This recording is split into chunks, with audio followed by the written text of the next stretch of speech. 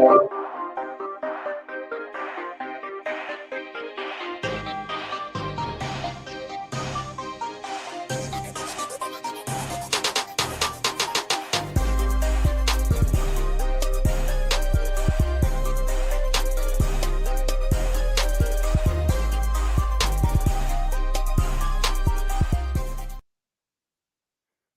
to another round of SDHAM. John Nelson here.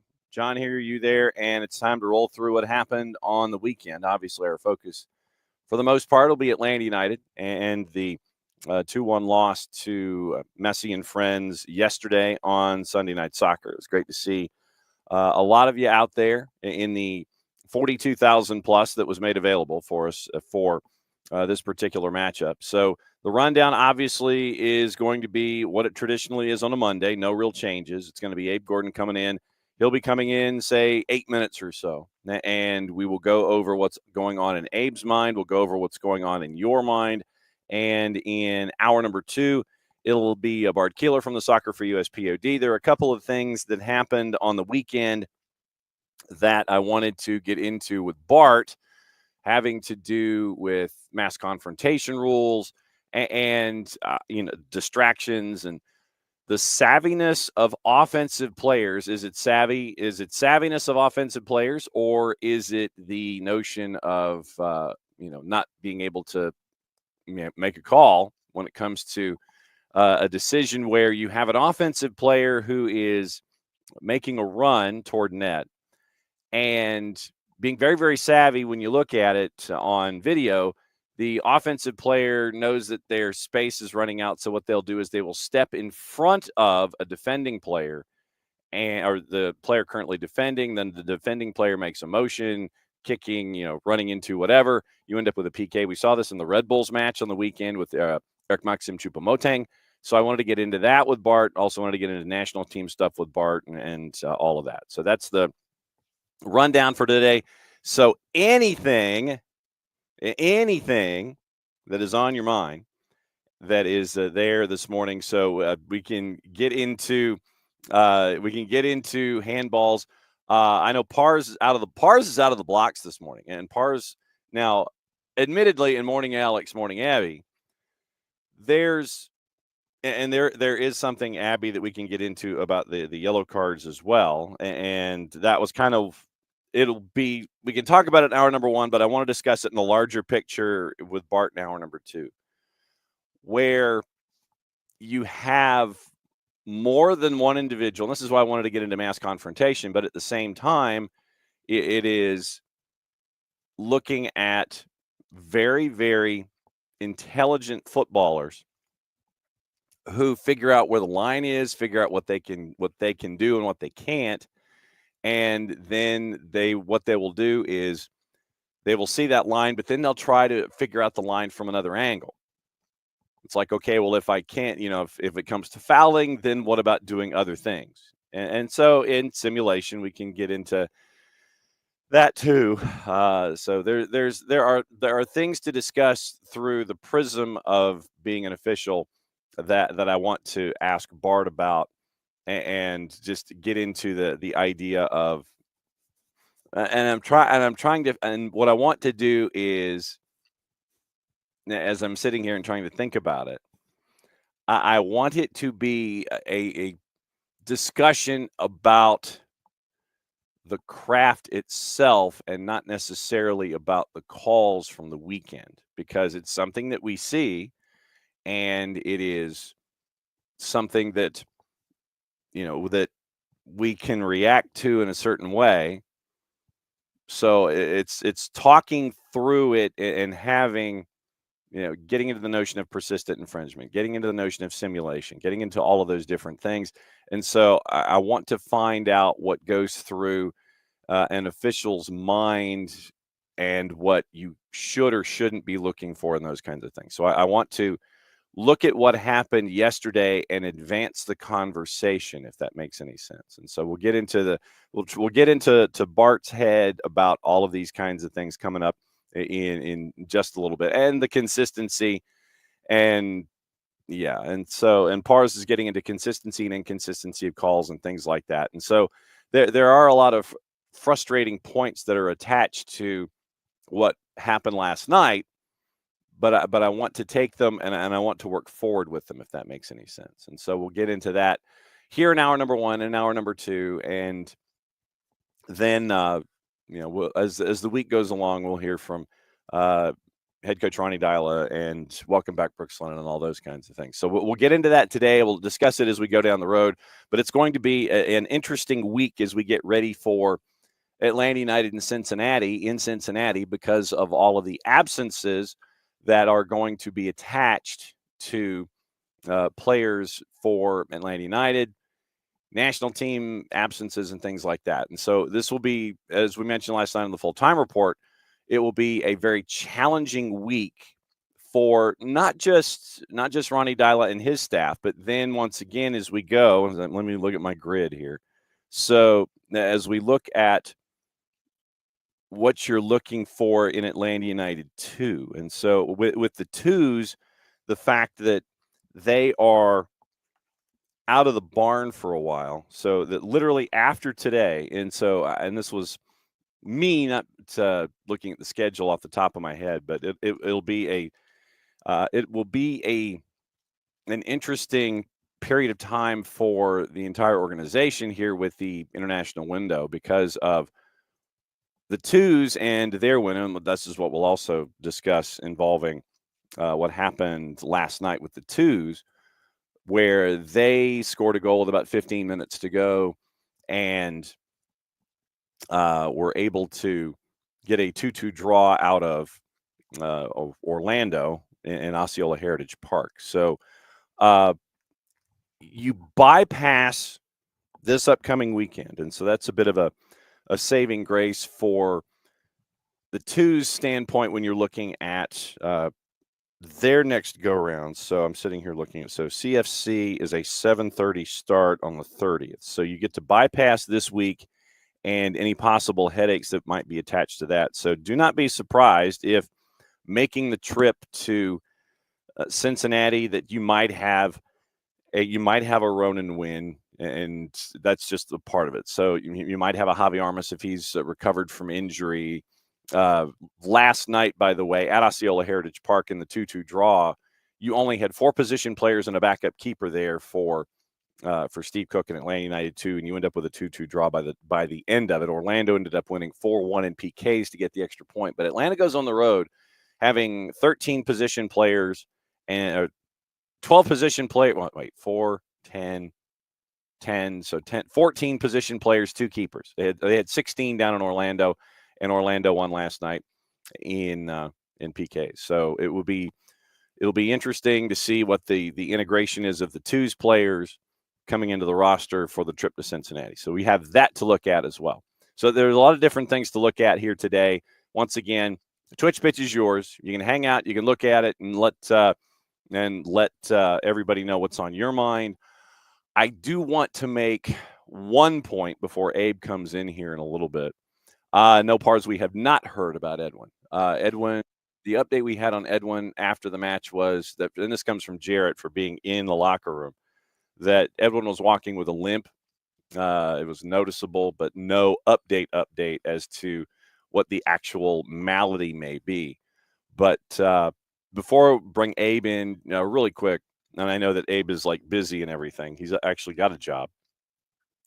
Last night, at the end of the match, you had some 17s that were throwing things at the officials. That's unacceptable. And I know that this doesn't apply really to anyone here in our purview, but if you see anybody, you know anybody, pass the message along. You tell 2 friends, they tell 2 friends, and so on and so on and so on. Don't throw things at the officials. Don't. That's unacceptable. Just don't do it. Don't do it. It's not cool. People were throwing things at the officials. Uh-oh. Abe's got a frumpy face, so let's go. So Abe was looking kind of cross. I was explaining what happened late last night, but yeah, I haven't seen that face from you in a bit, sir. You had a furrowed brow and a frumpy look. Well, look, we had 92.9 the game night a couple of weeks ago at the Atlanta Hawks game, and I showcased the arm and won the T-shirt toss Yeah, contest. you went upper tank, brother. I went as far as I could, and I was just thinking, like, man, you gotta have a pretty good arm if you're gonna hit the officials. They're only coming down to that sideline near and into the tunnel for a short time. So if you're hitting them from any distance, that's quite a throw. But yeah, you're right. I mean, we see this around soccer worldwide, week in, week out, with chants that should not be said across the globe, and the disrespect of officials, no matter how good or bad of a match they called. Completely unacceptable on both accounts, and the Atlanta United fan base needs to hold themselves to a higher standard. And like you said, it's about people keeping their friends responsible and doing the right thing. So let's get on that. Yeah, let's get on that. So 100 pounds worth of not cool, and don't do it, bottom line. Last night, now that you've had a chance to sleep on what happened was, so now that you've had a chance to sleep on it, what sticks in your head after the 2-1 loss to Inter Miami? Yeah, well, it's a little bit of this and a little bit of that, because I do think you are somewhat optimistic about the performance of Atlanta United, but you also have to understand that it was all for naught, as you gave up a goal right near stoppage time, the 89th minute, and it cost you the ability to split points in this one. I think there was a long stretch in the second half where I said, man, Miami's getting a little bit better of you, but it's relatively even, and it feels like you'd be happy with a point. Feels like they'd be happy with a point, and hopefully we could see it out. Unfortunately, that just wasn't the case, and you probably deserved a little bit better in terms of the scorebook. So that was unfortunate, but you are seeing some good things, and you are seeing some progress, but you're also continuing to see certain things that you need to circle and say, hey, this is where we need to take the biggest jump forward. And for me, it is still what's going on up top. There is still a wild amount of issues up top. And the good news is I think all of them are fixable. I think all of them come with more time being played. But at the same time, you've got a long run here. You started out the season with a lot of home games, and you really didn't pick up that many points from them, and albeit against good teams. But you never want to get too far behind where teams are and how many teams you're going to have to jump over the course of the season. And again, we played, 4 matches, right? Like 10% of the season. I think you mentioned that number. 4 over 34 is like 2 over 17, which might be like 16, 17%. So, yeah. So there's still plenty of time. You can see the potential is there. But they've got to work on a number of things up top. I think once that happens, you are going to start to see this team hopefully take off, especially against lesser competition, which unfortunately Atlanta United just hasn't seen any of thus far. It was great to see Brooks Lennon back out there. Obviously, he had the impact, the 11th minute, and assist. But the other thing is you've got guys in Moranchuk, Saba, and Miggy. Latte Love's the only one that scored this season. Mosquera's got one as well. But you got to get the rest of these guys finding bigger impacts. Miggy had a secondary assist yesterday. That's a good start. But once they get clicking, and we do expect at some point they will get clicking, you can see where this is headed. But you got to get there, and you don't want to kill too much time doing it. No, and you mentioned a couple of different things. And I'll go ahead and I'll start with what you mentioned up top. And I think that it is 2 things that you can look at, and I think it's fairly safe that you can look at them mutually exclusively. It is the idea of getting to know the folks around you, and then the pressure of expectation.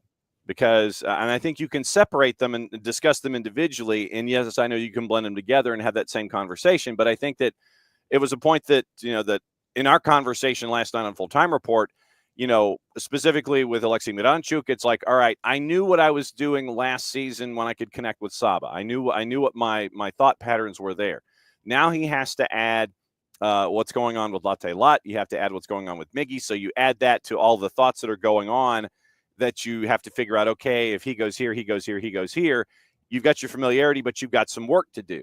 And then you have all of the money that was spent on all of this attack. and they're still trying to find their way. And so I look at it two separate things, but yes, you can blend them together. All of these different things coming together after 4 matches, I know it's a big talking point for folks. Well, you never want to shackle the players who can create moments of brilliance, but you do wonder a little bit if there's so much freedom that they just haven't had an opportunity to really figure it out. And if you had a little bit more defined roles, a little bit more defined spacing in these early stages, maybe they would be on a different level. And then would you be able to work in the ultimate freedom down the road, or would that have been a hindrance no matter what? It does make you think, especially in terms of Alexei Miranchuk, who probably has the most difficult task, right? I mean, you've got three guys in Saba, Miggy, and Latte Lath that are trying to find openings, trying to find dangerous positions to get in, all while kind of paying attention to the others and figuring out their aspect. But Miranchuk is stuck seeing all three, trying to read all three, trying to figure out the communication between them before he plays one of 3 or 4 or 5 potential passes. And so far, he just hasn't really figured out what's the exact right pass in the right moment. And I do think that'll come. But again, it might have been a little bit easier to learn if there were a little bit less freedoms, a little bit more parameters. But again, ultimately, you don't want to hinder and limit the potential. And so it's probably taking a little bit longer than you would hope, a little bit longer than you would expect. And also, the quality opponent is not one to mess around with. And I think that has to be considered as well. And you do wonder if you do get into some upcoming matches past this week with Cincy, that maybe you look at some opponents that you should be handling, and you could put 3 or 4 on it if you don't see things start to connect a little bit more. But again, it's not just Miranchuk. There were issues last night with Saba and Latte Lath occupying the same space. I thought there were issues with Brooks Lennon and Miggy Almiron kind of occupying the same space. Not sure which guy's going to make the run, which guy's going to receive the pass, stuff like that. So it's still a lot to work on, early stages of the season. But at some point, you got to start to bring home 3 points at a time. No doubt. And one of the things we get the welcome back was Brooks Lennon. Yeah. And literally, and I think that Brooks and his connection with Latte Lath in that goal in the 11th minute, I think that in and of itself is what Atlanta United fans are looking for. It literally is like Derek to Miggy. Miggy goes long, finds Brooks. Brooks goes in with a cross. Latte Lath hits the 3rd floor button on the elevator, and it smashes into the back of the net with Saba waiting at the back post in case something went wrong. That, I think, is what is that microcosm of what Atlanta United fans are looking for. A to B, B to C, C to D, bang, goal. Yeah, the problem is it felt like that was one of the only times we actually saw it in terms of a brilliant ball from Miggy into space for Brooks, who's immediately looking, all right, where are my guys? Who's crashing? Where am I sending this ball? He puts a perfect ball. Latte Lath shows off once again the ability to rise and fire. It puts Atlanta United in the early lead. But with the exception of another one a couple of minutes later that was turned over for offsides, you didn't really see a lot of that after Miami equalized. It felt like you went back to what some of the concern was early on, is that you're not playing wide enough. You're not getting Amador up the left wing and Brooks up the right wing. And it felt like a lot of it was Saba cutting in, where it then gets compacted with Miranchuk, compacted with Latte Lath, and same thing for Miggy. And so we'll see if they can continue to keep it wide. I think that's going to be what's most beneficial to them, especially knowing the ability that Brooks Lennon has sending balls in, and same thing that we've seen from Pedro Amador. But again, it's also still getting used to each other. We talked about it 3 weeks ago, 3 games ago. It was the first time Moyamba was in the midfield, and we'll see if that's a pairing that stays with him and Sleesh. And then 2 games ago, it was the first time that Pedro Amador had returned, and you're working with him as well. And then last night, it was the first time that Brooks Lennon has been. So right now, it feels like you've got your 11, right? And maybe there's changes in the midfield, and we understand that. But it feels like you're as close to your 11 as you've been since the start of the season. And so you've really got to start to build, and again, start to build quickly, because the patience aspect of this, the let the new guys learn each other, that has got to come a lot quicker. We are 4 games into this, which means we're 10 to 12 weeks of training into this, and it has got to showcase itself.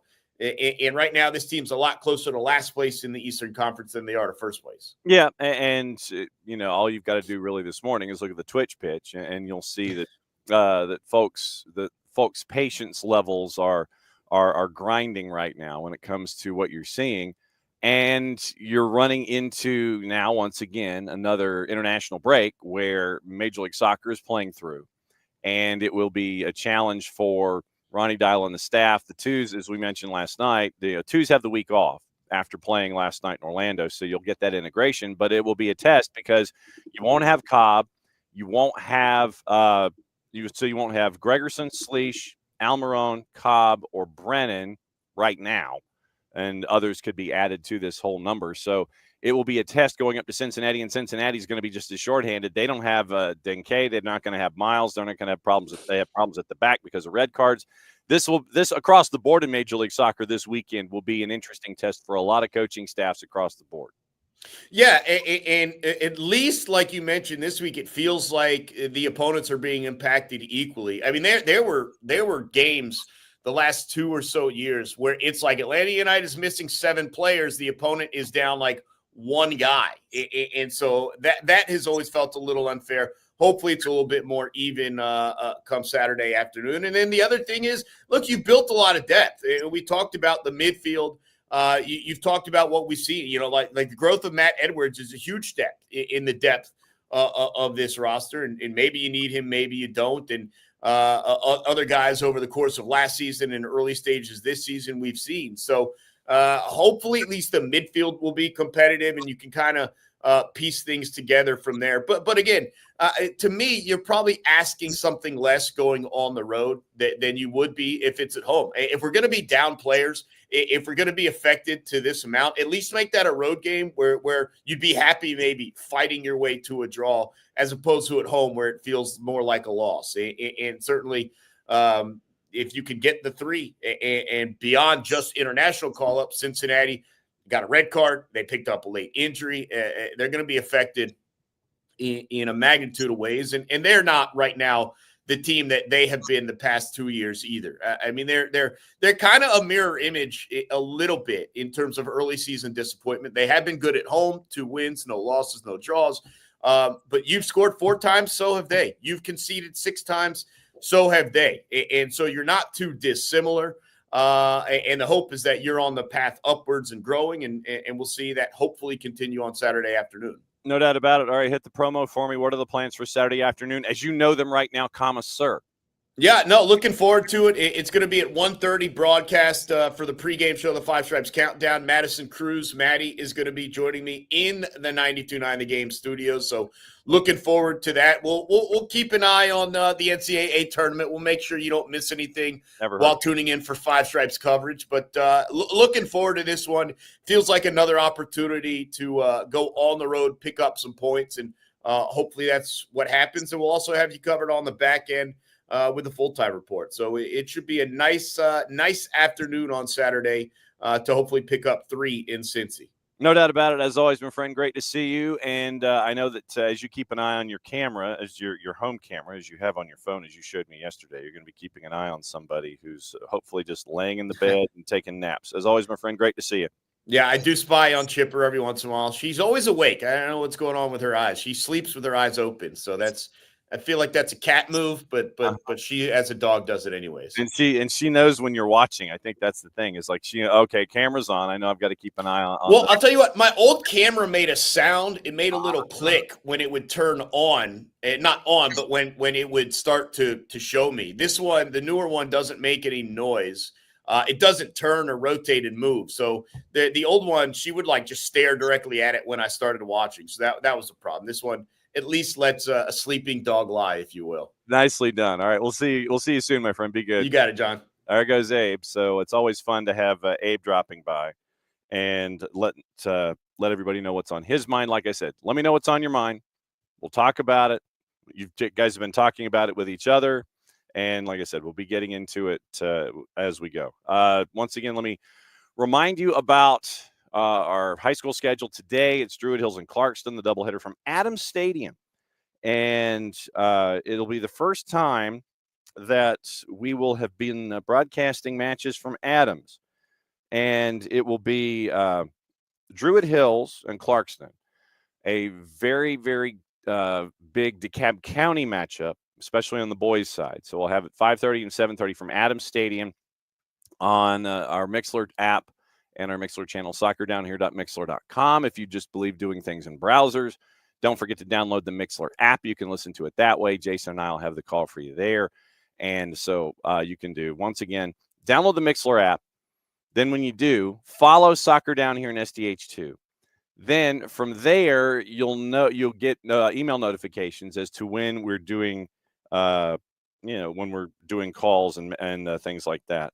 Then also later on in the week, we are hoping and we are efforting a conversation where we can be at Oconee County and Jefferson. We'll keep you posted on that one. That one is the one where going to Jefferson, it's a great environment for soccer, and it is a facility, for those of you that may not know, it is a facility that was renovated a handful of years ago, and it was what it used to be was the way that it was laid out was, and for those of you who are going to be looking at me, I'm holding my hands up and I'm doing layouts for soccer stadium. And it used to be what everything was football stadium. Football stadium's grass with a crown, all that kind of stuff. Then what they did is they had the practice field for football was off to the side at a 90-degree angle on the other side of the fence line. What they did is they took the practice field for American football and converted that to a one-side venue soccer stadium where they have a big presentation. You come through a dragon's head that's inflatable, all those kinds of things. And so it seats a couple of hundred, which is really cool. And it was, it was cool for us to be up there during the playoffs last year. So we get the opportunity to hopefully go up and catch up with them, Oconee County and Jefferson, on Friday, waiting for some final notes there. But today it is Druid Hills and it is Clarkston at Adams Stadium, 5:30 and 7:30. Jason will be there. Jason and I will be there for that. And so you can listen to it once again on the Mixler app, soccerdownhere.mixler.com. Download the Mixler app. You get an email notification when we have matches coming across the board.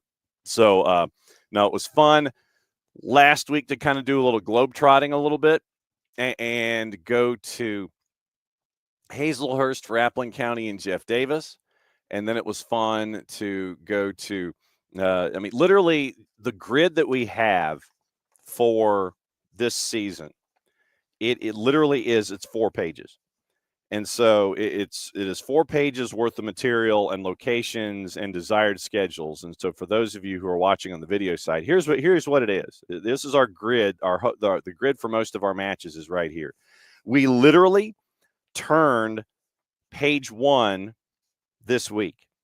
And so, no, it was fun to go to Jeff Davis. It was fun to go to Eagles Landing and see Hampton and Eagles Landing, and then to be able to see GAC and Johnson Gainesville. 2 great matchups. The GAC girls team 15th in the country, and you got to see why. Although if you got to we got to catch up, Maddie and I did, with Coach Graves after the match was over, and it was an opportunity for us to kind of catch up with her. And Maddie's working on another one of our projects here at SDH.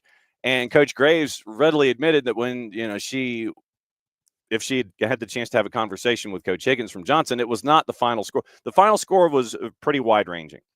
It was 8 on the board for GAC, but it was a game that she admitted was an absolute grinder. The score does not dictate the actual elements of the match. And so for her to be able to, to say that about a Johnson Gainesville side going up against the number 15 team in the country, and there are two players specifically for GAC that you need to keep an eye on, and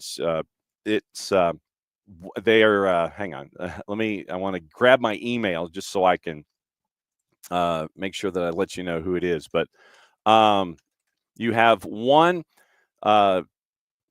center back who is heading to one of the service academies. And so it was really fun to be able to catch up that way and look at them. It was, you had Margot Pritchard, who's a junior junior midfielder and forward, and she would play either at the back line and the back line of four. She would advance forward, and she became a problem on set pieces for Johnson. Or Kelsey Flood, one of the defensive center back co-captains. And those two, for anybody who's going to be going up against GAC, when they combined on a set piece where you took advantage of the height advantage that GAC had going up against Johnson Gainesville. And Coach Graves said, look, that was the first time we were able to do that all season long. And Kelsey Flood, by the way, I'm surprised that Tim Hardy, the American football coach there at GAC, didn't have the druthers to go and catch up and knock on Coach Graves' door and see if that he could use Kelsey Flood on kickoffs or on PATs or field goals. That's how much of a right leg she has. But GAC, it was great to see them. Top 15 in the country. We got to see why on the girls' side. Really competitive boys match as well. Jason got to call that. But, yeah, so later today, it is going to be Druid Hills and Clarkston in DeKalb County. And like I said, we're efforting the matchup in Jefferson on Friday with Oconee County. So we'll be catching you up with that. All right. That was something akin to an opening kickoff. Brought to us by our friends at Kickoff Coffee and kickoffcoffeeco.com. One of the other things that I wanted to bring up with opening kickoff and Kickoff Coffee, we mentioned kind of sort of the fans at the end of the match at Mercedes-Benz Stadium. I don't think necessarily it's going to go to the end of the way that it was for one match in particular in League 1 this past weekend. And it was just insane when you saw this. But I don't know if any of you had the opportunity to see this news that came out yesterday as well while we were getting ready for the matchup with Inter Miami. It was a matchup in Ligue 1, the French league, Montpellier and Saint-Etienne. Abandoned with less than 30 to go when a fire broke out in the stands after flares were thrown by the fans. Flares. Montpellier down 2-0. TV footage said black smoke coming from the fire. So that was in it. So if I remember correctly, black smoke means that it is toward the peak of its burning ability. If it gets to the grays and the whites, that means that the flame itself or the fire itself is putting itself out, or there just isn't enough fuel for it to continue, or it's being doused. Local media reported you had one person evacuated, players from both teams sent back to locker rooms. Montpellier fans trashed seats in the stands. Fire was extinguished. The game didn't start because of security concerns. Now Montpellier could be facing a rather large penalty. And there's this one still from Getty that literally looks like someone took like something akin to a mini dumpster and just kind of like started throwing stuff into it. And I don't know if that's what this is, but that's what it looks like. It looks like somebody had a rather large rectangular box and just started throwing stuff into it and created a fire. So the way that this was, Saint-Etienne supporters have been banned by French authorities from traveling to Montpellier because of a high risk of violence. And so Saint-Etienne said they were opposing, as a club, a proposal from the French government to disband their main groups of supporters. The Magic fans and the Green Angels, and by the way, yes, I am wearing green today. So, anybody who sees me, there's green right here. Magic fans and Green Angels, created about 30 years ago, complained the government plans are politically driven and said they won't help fight hooliganism in stadiums. That's the first problem. Club sided with the fans, said it opposes the government's planned measure, quote, deeming it disproportionate and ineffective in the fight against violence and discrimination in stadiums. Saint-Etienne dominated French soccer in the 60s and 70s. Ahead of the Montpellier match, French authorities justified their decision to ban the away fans, saying Saint-Etienne's travels are often marred by public order disturbances due to the violent behavior of certain supporters or individuals claiming to be supporters of this team, end quote. Noted that some Montpellier fans are also prone to violence. Last year, November, before a game between the two clubs in Saint-Etienne, you had a brawl that took place with 260 Montpellier fans, some equipped with weapons, clashed in the streets with 300 to 400 Saint-Etienne supporters. Montpellier have lost their last 6, winning only 4 all year. 18th place after 25 matches, 6 adrift of the relegation spot. Saint-Etienne are 1 place higher at 20. So you have 2 teams that probably could be relegated by the time they were done. So the other thing is just like literally, You read this copy, and once again, this is news copy, so this is like AP or AFP or something like that. Just it is listed as ESPN News Services. So you have in this copy the club not happy with the league, and so not happy with the government. Yet you don't have a solution or a counter proposal from the club. They just say that they're mad. Club's like, no, we're not gonna. And the only thing missing is the stomping of the feet, But you don't have any kind of counter proposal. French government says A, club says B, and there's no. It's like, well, we could do this or we could do this. At least through early reports, there is no report of any kind of a counter proposal for fandom involving this particular club in Ligue 1. French government's mad. Club's mad at French government. No solution offered by club or no alternative offered by club, just no and stomping of feet. And so you had a fire in the stands at a stadium and match was abandoned. So information from the AP and Reuters as well. So that was the other one of the other elements that came through this week. And so yay.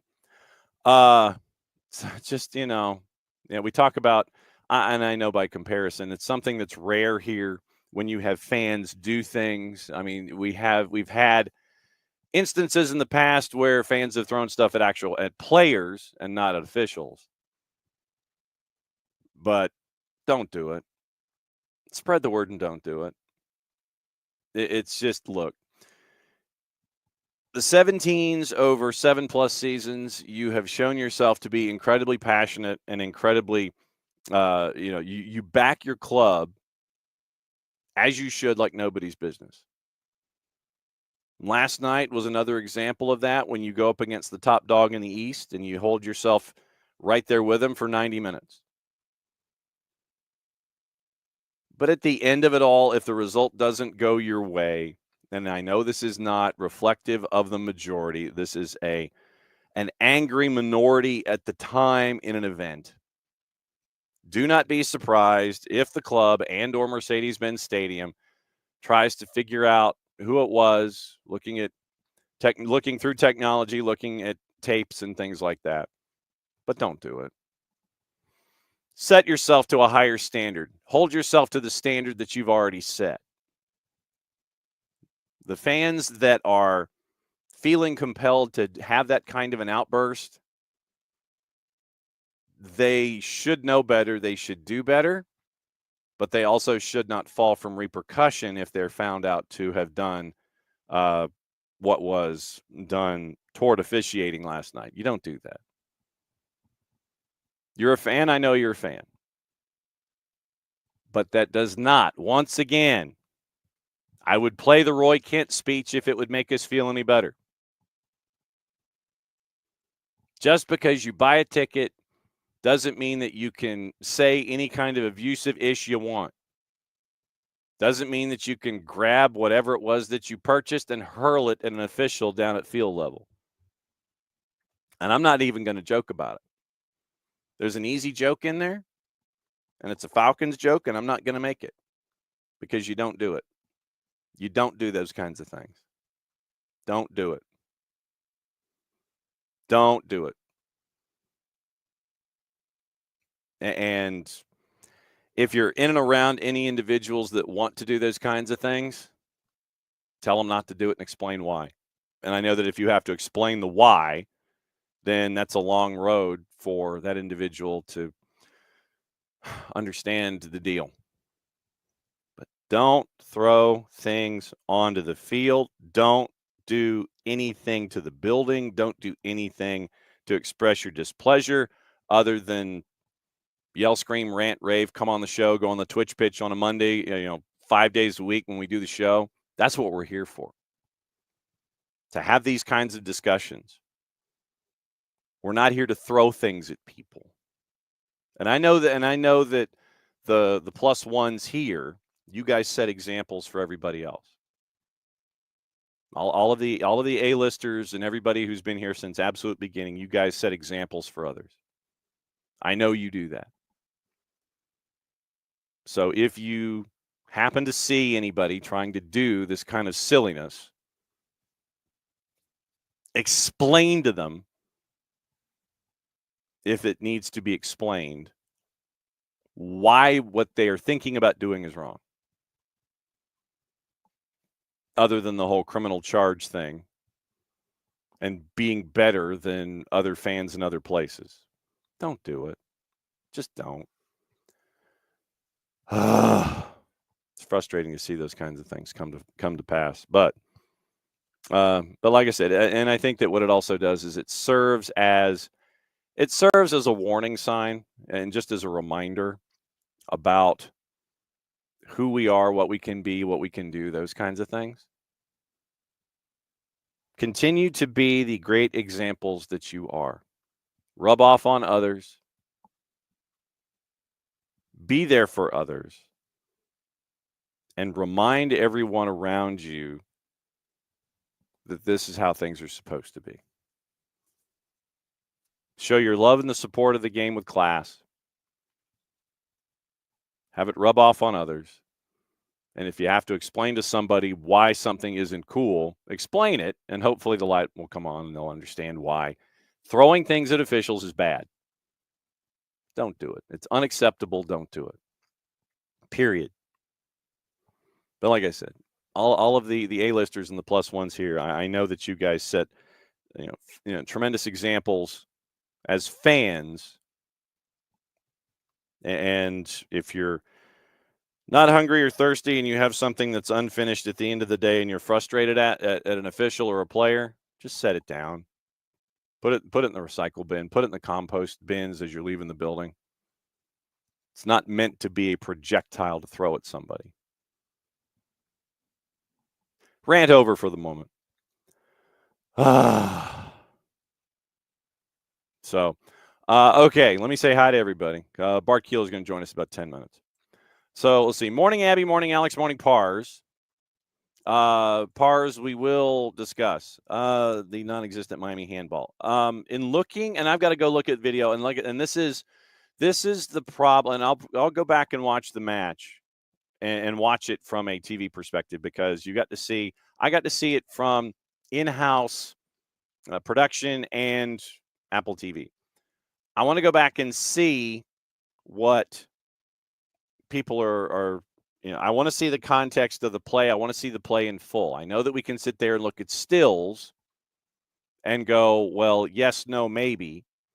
But I want to go back and look at the video and the context of the game in and of itself when it happened. Because the stills and Pars for the handball that he's referring to, I want to say it was Noah Allen inside the 18. There's a still that is out involving Noah Allen, and it appears that Allen is making hand contact with the ball. I want to say that previously and from a different angle, it's not quite 180 degrees, but it's still on that same plane. You do see Noah Allen with his arm tucked in. And so that was, I've got to go back and look at that. I have to go back and look at where Noah Allen's arm was when contact was initially made, because then there is a recoil function. Traditionally, like when something hits you in the arm and you go, ow, like that. So I want to go back and I want to look at the Noah Allen handball because, like I said, I think initially it was arm was attached to the body, and then when the initial contact is made, I don't know if there was double contact or anything like that as the arm came back out. But I want to say initial contact with Noah Allen was here. I want to go back and look at that. And then there was another incident involving Jordi Alba. And Jordi Alba was in a foul mood yesterday. I don't know. I don't know what happened. I don't know if he didn't sleep at a Holiday Inn or what. But Jordi Alba was not in a pleasant frame of mind. And it might have been just, being in the building and doing whatever and remembering what happened last year or what. But there was once again a moment involving Jordi Alba, and his hands were in a position, and this is once again just looking at a still photo, a still frame of video, where Jordi Alba's hand was in a position with an opposing player where it's not supposed to be. And I want to see the video of that instead of just a still, because like I said, we can sit there and go, okay, well, that's not supposed to be the way it's supposed to be, and we can sit there and we can all agree and go, yeah, no, I agree. But I want to look at the context of these moments involving, I want to look at, so Pars, which one, which event was on the Atlanta United FC fans page. So if anybody can find links, then I'll click on links and then we can walk through it as we'll do on Mondays and Tuesdays. We'll walk through these kinds of things. And we also will hold judgment until anything from disciplinary committee or anything like that comes out later in the week. So we'll hang on to that and see what's on Disco and all of that. So, but yeah, so if you can find it and put it in the Twitch pitch so I can link to it and we can walk through it, that'd be great. Because, like I said, going off of stills is one thing. Finding the actual video in and of itself is something else. And I want to look at video within context of an event where, like I said, Noah Allen, if the hand's at the body and it hits the arm and then it bounces off, then I would say no. Jordi Alba, like I said, I want to look at video, and I want to see if there is anything else attached to context of a particular event involving Jordi Alba. Okay, thank you. Sent the link on the Discord. All right, so hang on. Okay, so open link in new tab. So let me see what we have here. So thank you, Pars. All right, so Atlanta United's in one of the fan groups, and I'm buzzing down and through. Do I not have permission? Oh, I've got to join the group. Okay. So, yeah, that's my problem, is that I'm not a part of the group, so I can't click on it. Okay, so you sent the Discord. See, that's my problem is I don't think I'm not a part of the fans page. So yeah, that's where I am. I'm not a part of the fans page. I'm feeling left out. Anyway, okay. And to Abby's point, should have been more yellows. Well, and this is why Abby mentioning their players complaining. I wanted to discuss the mass confrontation rule and the new rule involving only the captain being engaged with the center ref. Because and this is I want to walk through it and get into this rule specifically and go through the letter of the laws of the game. I want to go through it and then discuss the notion of, well, do you have to or can you manage it? That's the biggest thing.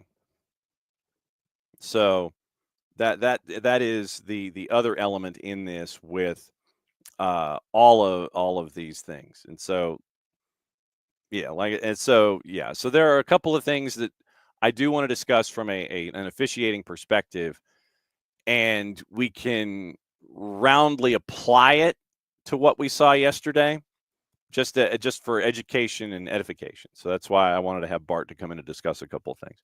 But yeah, and I mean, when you look at the numbers from yesterday, when it comes to the yellows and such, and the fouls and such, I was looking at numbers after the match, and I was like, really? The numbers when it came to statistics: 16 fouls on Atlanta United compared to 7 for Messi and friends. 16-7. And I think that in instances with Messi and friends, 16-7. 16-7.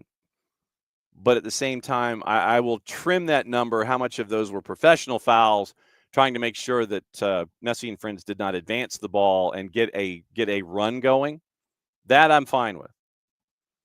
So I feel like I'm going to have to sit here and legitimately rewatch the match from beginning to end, slow it down, take notes, and have more to talk about tomorrow. But 16-7. I know that there were a couple of professional fouls in there. I know that one of them was a receipt by Miggy to Jordi Alba, as it should have been. Like I said, Jordi Alba was running hot. And so I don't know when it comes to persistent infringement, when it comes to all these different things, where some center refs are coming from. And actually, let me see if I can find the numbers really quickly for pro. And I don't want assignments, mind you, but I'll start here. I want to find, I think it was FB Ref. So FB Ref, MLS Ref foul numbers. I think it was FB Ref that had them posted. So just to find out where referee stats, Major League Soccer stats, miscellaneous stats. No, it was ref stats. Here we go. Okay, so it wasn't pro. All right, so pro referees. So now let's see if referee stats, select month, well, okay, so March of 25. No, I don't want the news archive. I want the ref stats is what I want. Go back, give me the ref stats. Officials, assignments, news, education, definitive angle, info, laws of the game, education. Where are the numbers? Officials, awards, definitive angles. All right, so ref stats. Okay, so ref stats traditionally, how far back are we going here? So if I hit, let me see if I, like I said, and I'm walking through what we're staring at here. So this is probably last year's numbers. So Drew Fisher, at one point last year, 3.36 yellows a game, 310 fouls awarded through 14 matches at one point last year, 14 into 310. That's about his average. So 14 into 31 is 228. Yeah, so it's 22. So it was right on his average for number of fouls called. But the disparaging, the iniquity, disparaging numbers, or the difference in the numbers. Difference in the numbers is a bit stark. But like I said, I'll go back and look and see. But like I said, there were a couple of receipts. There were a couple of professional fouls. That I'm fine with. But the 23 is right in Drew Fisher's wheelhouse. That's about average for him. So we'll see what's there. Pars, first half, 4 seconds later, same's done to Miami. They get the call. Like I said, I'll go back and look, and I will see where all of these, where the fouling and the disparagement is in the numbers and all those kinds of things. So, inconsistency, it does drive people nuts. And so, Abby, scary flight returning home. Just glad you're back. 2.5 hours. Good thing you hadn't had breakfast. I'm guessing there was a lot of whoop-de-doos that were figured out on the drive back on the flight home. But yeah, so consistent thing when teams play them. Pars, it's like morning Lockville. What lines are possible this coming weekend? Let's see. So, and this is probably something that we could do a deep dive today and tomorrow. So you're looking at Amador. You have Derek Williams. Gregerson is out. You'd have Brooks. So you're looking at something at the back to fill in the Steon Gregerson position. You have to monitor the health of Mateus Click. Muyumba will be with you. Jay Fortune will be with you. So your midfield will be fairly solid. We got to check and see if Miranchuk is out for international duty. Saba is out. So you might see Keman Togashi. Shande, you got to keep an eye on Jamal's injury. And so you could be looking at a front line of Shande, Togashi, maybe Jamal. And then you're going up against the back line for Cincinnati that is injured, Miles got pulled after 30 minutes. Teenage Adibi, his replacement, is out on international duty. Then you had another red card. Then you had Kevin Dinkay, who is going to be out because of international duty. We'll try and catch up with Laurel Failer this week and get the 4-1-1 on Cincinnati, but that's the early returns as we workshop through it. Okay, hour number 2. So it's time for Bart. And there were a couple of things that I wanted to get into with Bart as we bring Bart in. Bart's decked out in the green. But see now, but Bart, you have a pitch behind you in your Lego stadium backdrop. I think that you probably would have sufficed in this particular environment. Well, but I would have been off camera for the rest of the day and don't want to get pinched by a leprechaun. But who's gonna know if the leprechauns, John? That's true. Because you've seen the leprechaun say, "Yeah." Yeah, exactly. This is the official anniversary of that. But yeah. John, let's get talking about more important things. Oh, well, I was going to say, so the SO wouldn't be there to pinch you if you weren't going to be Actually, he already got pinched this morning because he's not wearing green, but granted. Oh, there you go. All right. So granted, he hasn't gotten out of bed yet because that's the life of a telehealth worker where they don't have appointments on Monday morning. Nice. That's strong. So what's on your mind to start? Les Mis. Yes. John, it would be really cool if the team that I spend a lot of money supporting would score goals consistent with the money that they've spent. Understood. Yeah. Understood. Yeah, and you're not alone in that assessment. You're not alone there. I know we talked about this Friday. This is my just overarching Atlanta United take, and I heard you talking about the Cincinnati match. Is just that. Yes, it's early, but it is also way too early to be dropping points and then having to chase points. And that's kind of the issue that I'm seeing with this team right now is that we can talk about, they're just not in sync. They need time to catch their time to get the momentum with each other, time to get used to each other, all these things. And that is valid. Unfortunately, the schedule did not afford you validity at time. Yeah. You know, and the reality is your one win and your best performance, and albeit in that best performance you still conceded a couple goals, is against a team that's not great. And do you expect the team to get better? Yeah, they should. The talent on the field should get better, but I think Dial is in this catch-22 of, do I change something just to like give the players maybe something different, or do I keep it the same because we need to keep it the same so the players can continue to get used to each other and playing with each other? No, it is a conundrum right now for Atlanta United, but winless in 3 is not ever something that we need to see this club do again. And I know. And trust me, I see everything that comes across, and trust me, I see everything that comes across in the Twitch pitch. I see everything that goes on social media, and so I understand where everybody's coming from in all of this. But coming into this week, Ronnie Dyla is not going to have much of a choice. And that is real. That might be the saving grace, is Dyla might have to tweak a few things to get. I mean, granted, what is he going to tweak? Because the tweaks are going to be replacing players, unfortunately. Well, but I mean, by default, I think that is a tweak because once again, you're going to have Amador, you're going to have Derek, you're going to have Brooks. So that's 3 of your 4. Then you have to figure out what you want to do at center back. Do you just go with 3 at the back and then 5 in the midfield? You have to figure out Click and his health. You've got to. I mean, you figure it's going to be Jay and Muyumba as a part of your midfield. And then, like I said, your front line could end up, depending on health, it could be some combination of, to start, it could be Togashi and Shande and Jamal, depending on Jamal's health. So there's some things that you can look at here, and it would give you a different perspective within the system that you're trying to implement. I want to run the numbers, but I feel like we haven't scored a goal we've scored 1 goal without Cliche on the field. Okay. Because I'm trying to think when he got taken off in that Montreal game. Well, then let's go back and look. Sure.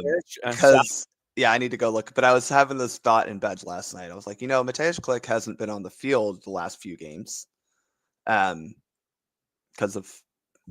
I think now it's an injury, but at first it was like he caught the plague of some sort. Yeah, he did catch a nasty bit of the influenza, but And so that probably did not help anything else.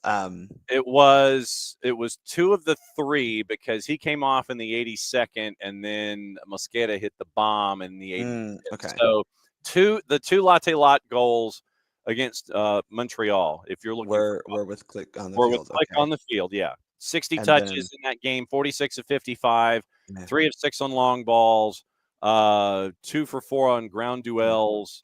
Fouled once, 1 pick, 1 dribble pass. But yeah, two of the goals against Montreal were with Click on the field. And I'll go back and look at the match in and of itself.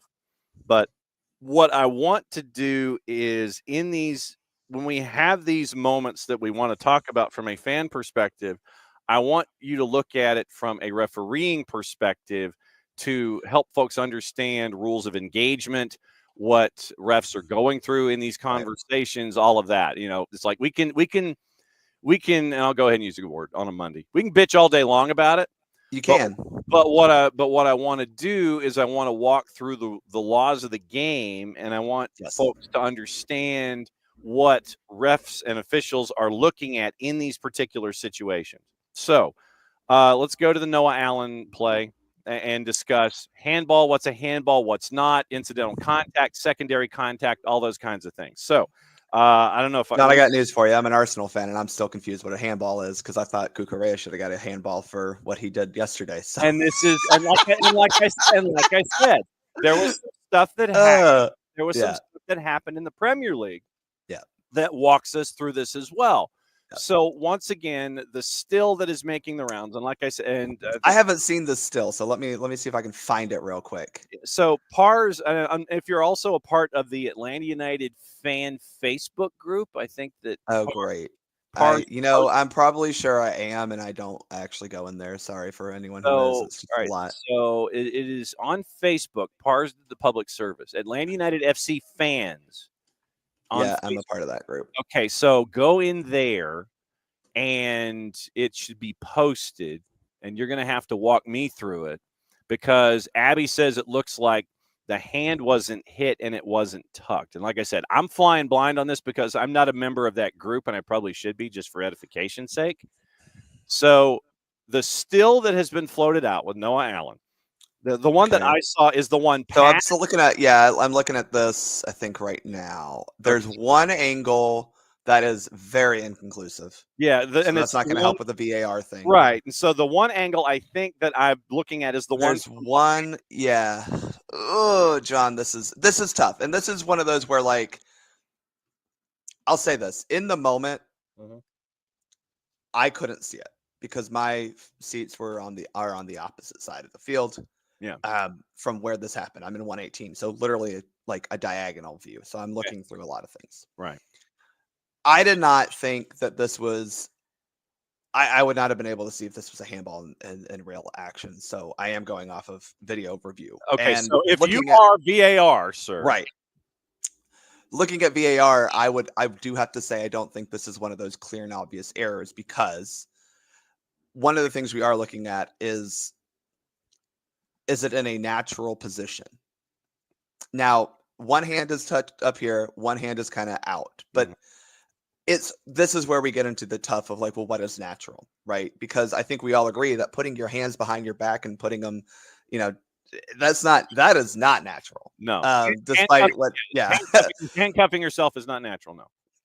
Yeah, handcuffing yourself is not natural, unless you're into that, in which case, good for you. But there is a level of, we talk about the natural silhouette, right? The silhouette of the body. And again, this is what is natural. And having your arms by your side when you're playing soccer, and in this case, jumping, I understand why this wasn't called. I truly do, because I think in the moment, had it been called, maybe you probably don't get, if they call it in the moment, I don't know if this is overturned. Because again, I don't know if that would have been clear and obvious that it wasn't a handball.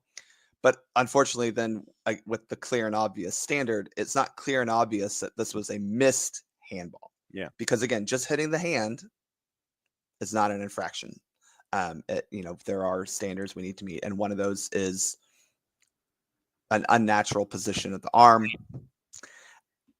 you can argue if it's natural or unnatural. I think if you're arguing that, then it's not clear and obvious. Right. And so because there is the idea of protecting yourself from injury while you're in play. Absolutely. And this is something that obviously I deal with on, I mean, John, I did 4 U10 games on Saturday. So protecting yourself from a handball takes on a whole new level at that age. Yes.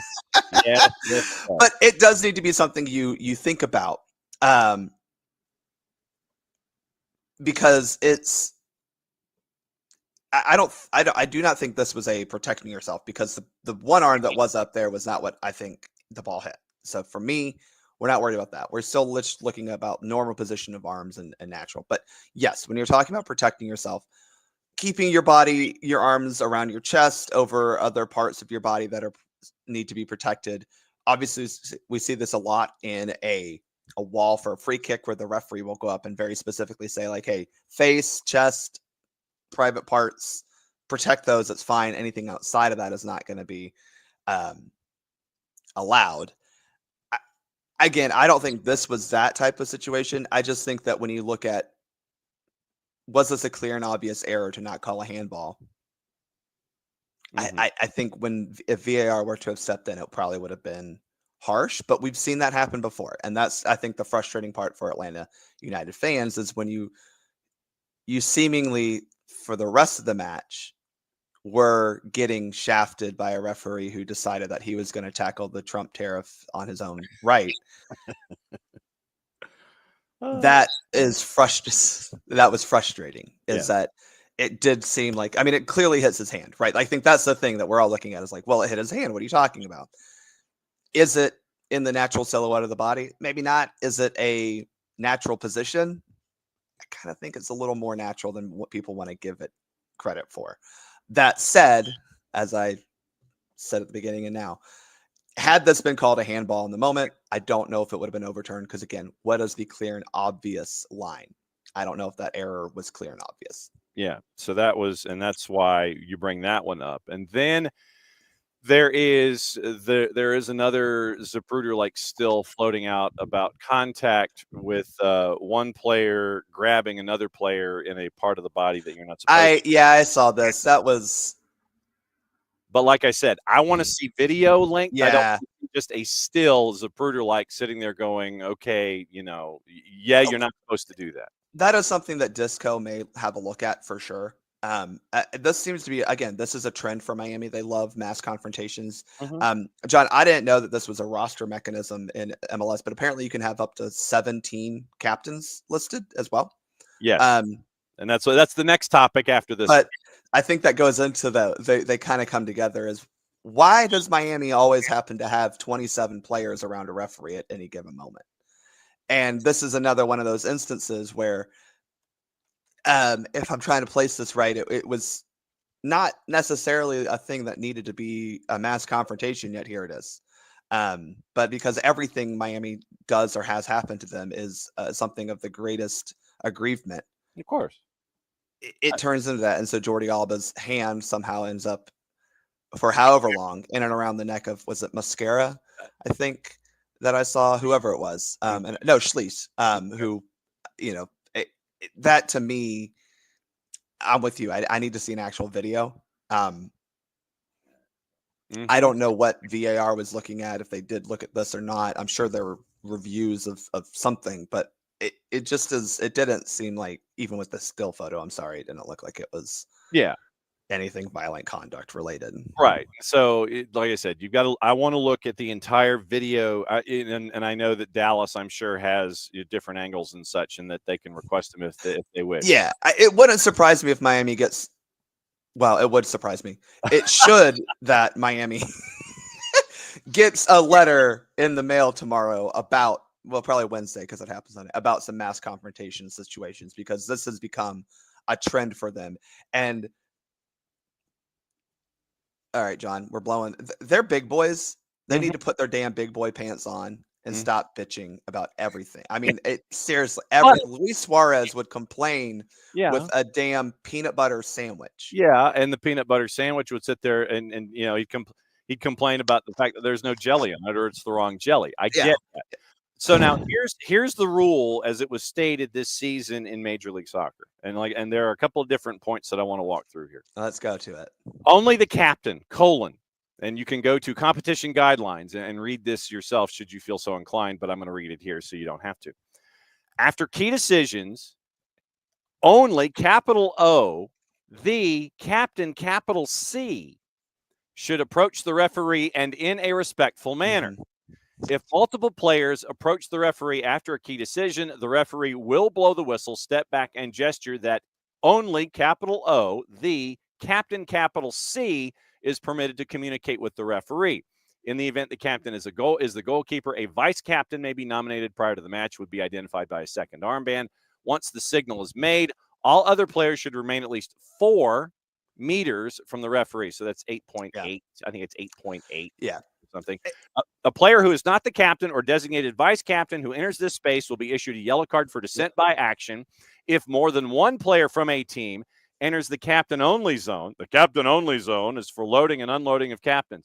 At least one player must be issued a yellow card. This will usually be the first unauthorized player to enter the zone or the player whose approach is the most aggressive. Referees will still be expected to issue yellow cards to any player, including the captain, for clear examples of dissent. So that is your only capital O, the capital C captain rule here in Major League Soccer. Yeah, and I think there are a couple things to kind of get into that. First, it's like obviously the player who got fouled or did the fouling, like, look, they're going to have their moment to say what they need to say, and needs to be in still a respectful manner. But like, we get that, right? Like, if I get fouled, and I think it probably should be more than a yellow card, I'm going to go, ref. If I feel like I get fouled and the referee doesn't call it, then I'm going to have my moment, ref. Or if I do the fouling and I don't think it's foul, ref. Okay, move on. Yes. But this is talking about once that moment has passed, which again for Miami seems to go on for at least a good 27 seconds. I mean, I'm sorry. This is becoming an issue that the league has to grow some balls to deal with. I'm sorry, they just do, because what has happened with Miami in every single match is that they have multiple players who are neither captain nor vice captain on top of the captain and vice captain, somehow crowding the referee. And it is something that is not necessarily influencing the referee's decision in that moment, but it can prevent them from refereeing the game in a proper manner in that moment, if that makes any sense. Oh, it absolutely does. So now my subsequent point in this kind of officiating, where you have mass confrontation, yet you have the halo available to you. Drew Fisher in this particular match, and like I said, and we can go back and look. Drew Fisher made me really mad this match, John. There were multiple times. I counted. This was in the 80th minute, I think. Luis Suarez was yelling at him because, as Luis Suarez does, because as Abel points out on the Twitch pitch, they've been doing this forever. He's yelling at Drew Fisher, and Drew Fisher waves him off, not once, not twice, but 3 times in the span of his rant. Book him, Dano. What are we doing here? He's not listening to you. Give him a damn yellow card. And that, again, this is the issue with, you have the law, you have the rule, apply it. Miami, Suarez, Alba, Busquets, Messi, they are not above that. They are not above being reprimanded for acting like petulant children when they act like petulant children from minute 1 to minute 97. They don't come out of halftime at the right time. They take too long to get off the field off of a sub, and there's no consequence for that, by the way. That happened twice where they took 15 seconds to leave the field after a sub, which Miggy took, 9.5 seconds somehow and got punished for it. So this is an MLS problem. You have to apply the laws and your competition rules to Miami. And I know you refuse to because they have 17 designated players somehow, and you let that slide. So you let that slide. You let your roster mechanism slide. You let your stadium situation slide. You let captains slide. Everything they get, and they don't deserve it because they're already going to win. Miami was going to probably win that game, whether they were crowding the referee with 7 guys off the bench plus all 11 on the field or not. That was going to Miami's probably going to win most of these games they play. But the fact that they still get every extra benefit is an asinine and unfair position from this league. Soccer for US PODs, Bart. Well, until you end up with the next paragraph. Soccer for US PODs, Bart Keeler at Bartimus Prime 19, hanging out with us, doing cards and calls and reffing down here and things. So then let me ask you this, and so I'm going to let me play the flip side here. Let me go devil's advocate. If Drew Fisher chooses not to implement the halo of solitude and just let things are and let players blow off steam, does he have that prerogative? Can he just sit there and go, it's like, look, treat it as an idea instead of a bylaw? Is that just something you can sit there and go, I can handle it, I'm a big boy, and they can just I'll let them blow off steam and not worry about it? He chose not to. He chose not to. He chose not to implement that rule. Yeah, he chose not to. Soccer in this match. I mean, he's walking around with a FIFA badge on his chest, so I guess that means he can handle it. That's up to him. But again, the problem is that those types of things, that would be like me as a referee going, I'm not really applying the offside law today. Okay. Or a better example would be, and we do this as referees. So, like, I'll give you a great example, John. A lot of preseason tournaments, because they still work in the draconian rules of Georgia soccer substitutions, say that you can only sub on your possession throw-in, a goal kick after a goal, or if someone's injured. Because for some reason, someone back in the 90s decided they were going to waste time, and someone got mad because they lost the games because someone subbed a lot. Whatever the reason is, ask Jason. I'm sure he knows. Yeah.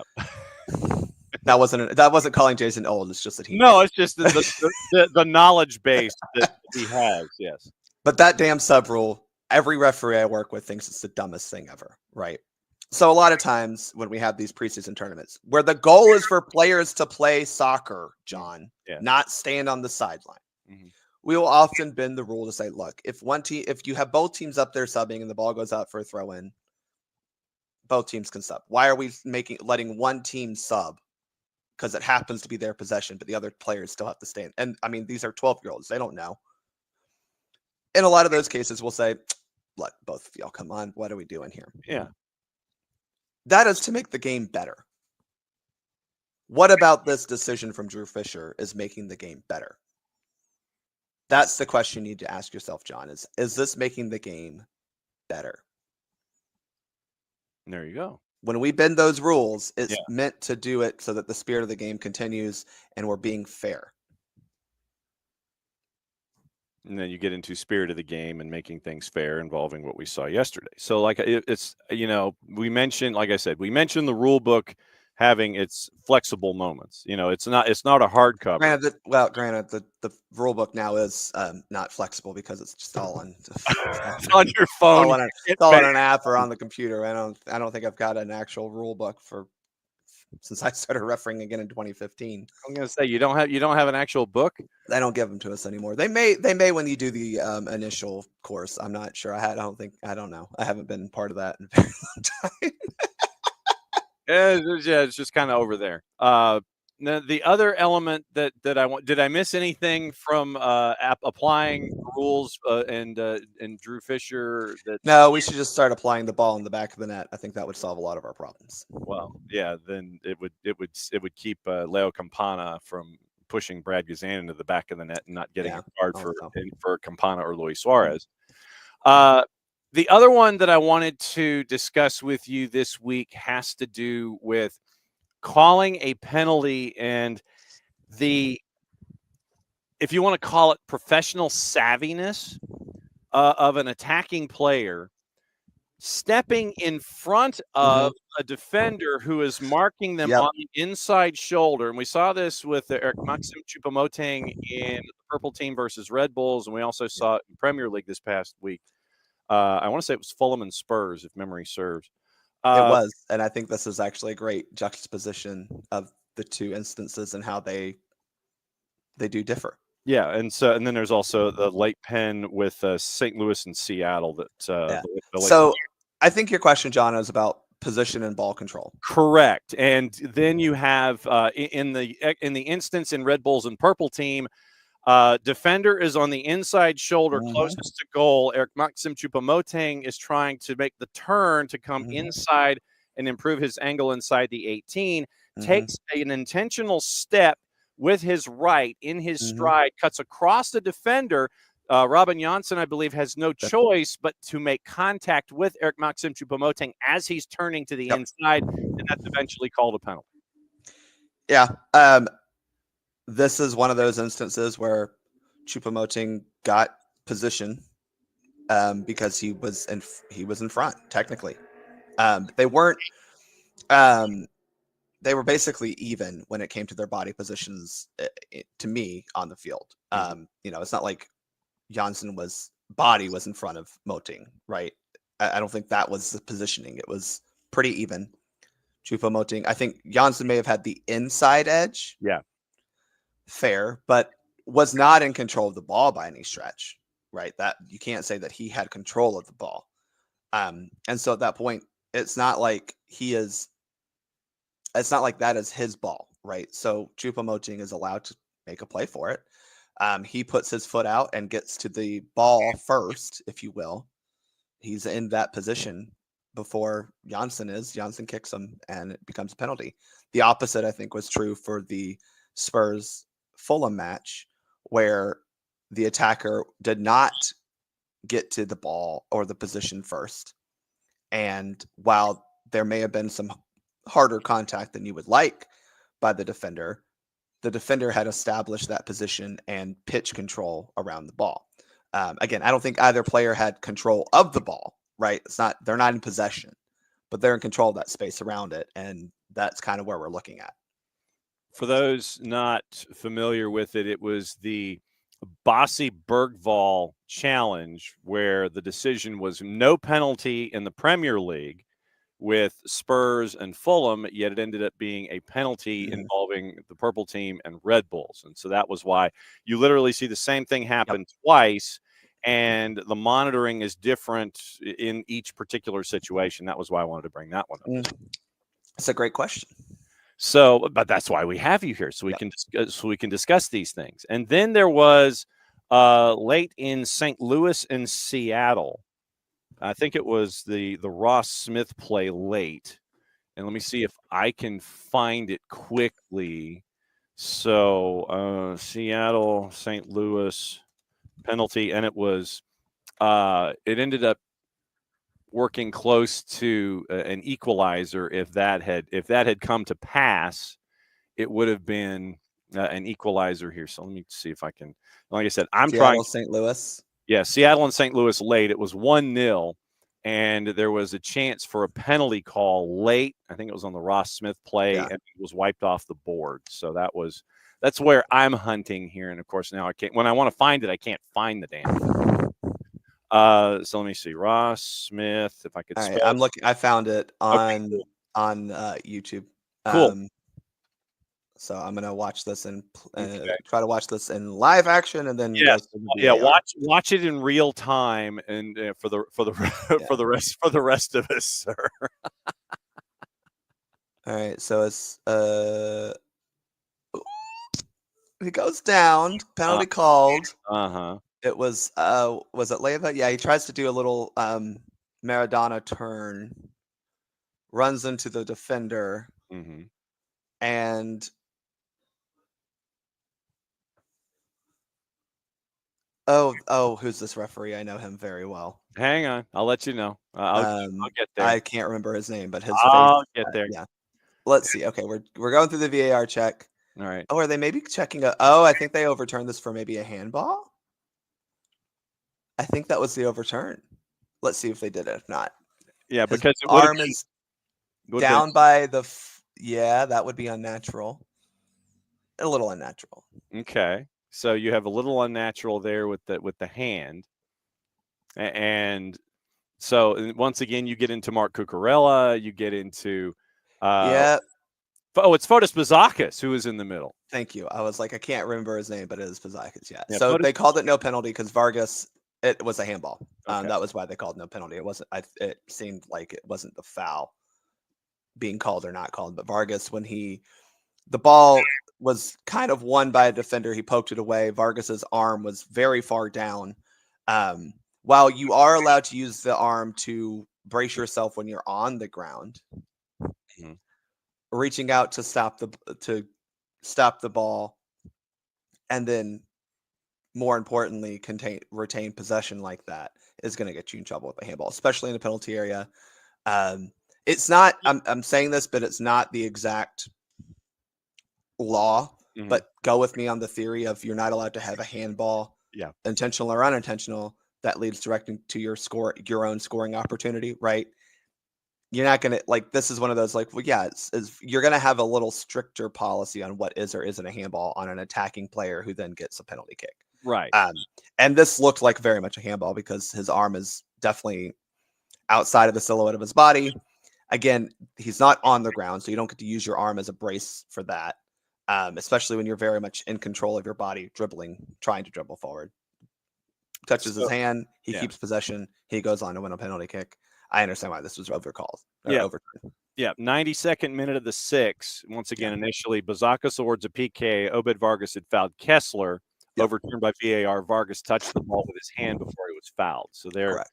So that you go back, and that's the other element in this is that you go backward and you navigate multiple instances by going back to the beginning of the play. You can't just say, well, this happened last, therefore. Correct.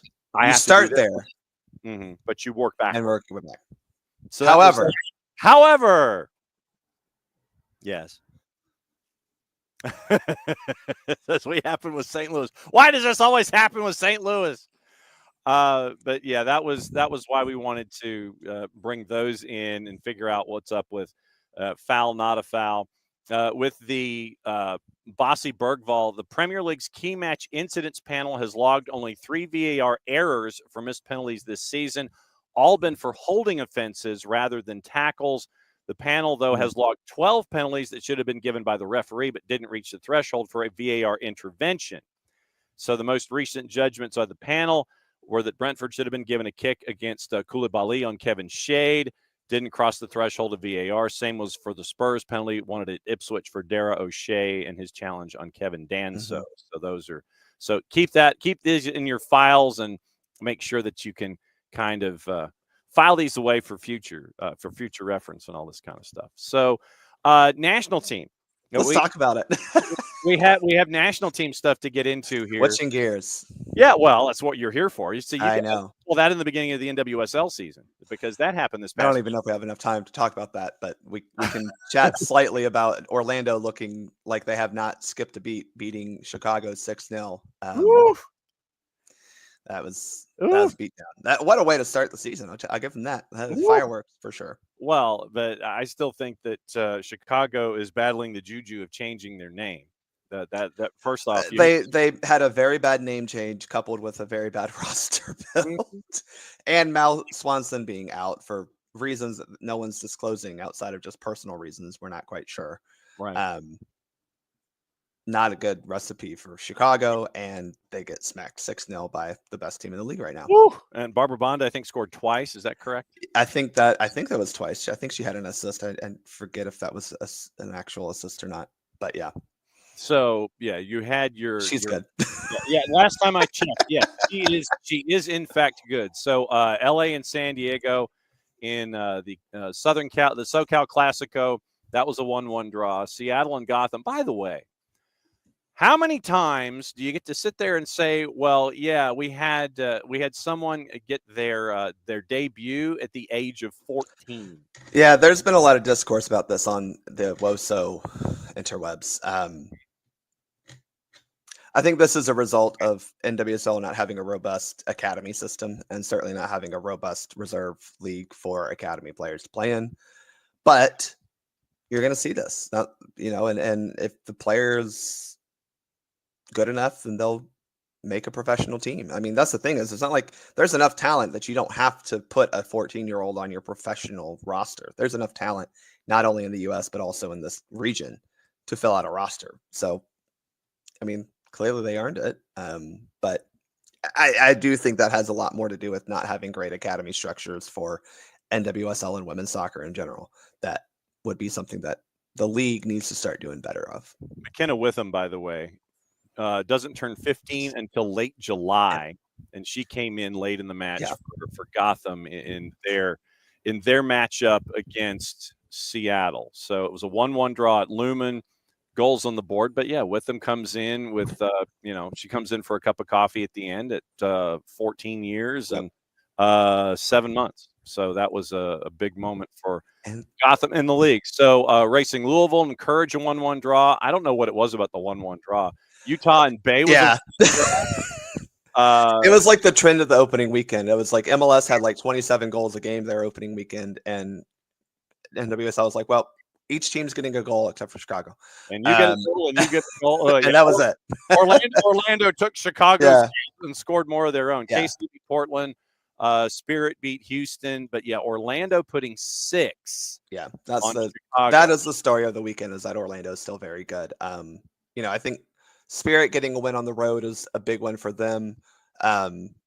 Obviously the runners up last year, they probably feel like they should be a front runner this year. That was big for them. KC also winning at home 3-1 is really, those are the only notable results from the first week. Everything else is like, well, yeah, that's going to happen your first weekend in a league that is made on parity. McCutcheon, Watt, an OG, Doyle, and 2 from Bonda in 7 minutes, 80th and the 87th, and that's how your NWSL season started. All right, international. So I feel bad for Chicago because their season ended last year with a pretty bad loss to Orlando. They start the season with a bad loss to Orlando. All right, national team. US men's national team. National team across the board. We have things that we have to get into because it's an opportunity for folks to sit there and go, well, it's time for the U.S. men's national team and everybody else to sit there and strap in and get ready for things. And that's the official term, is things. When you look at this week and this window, what are you staring at?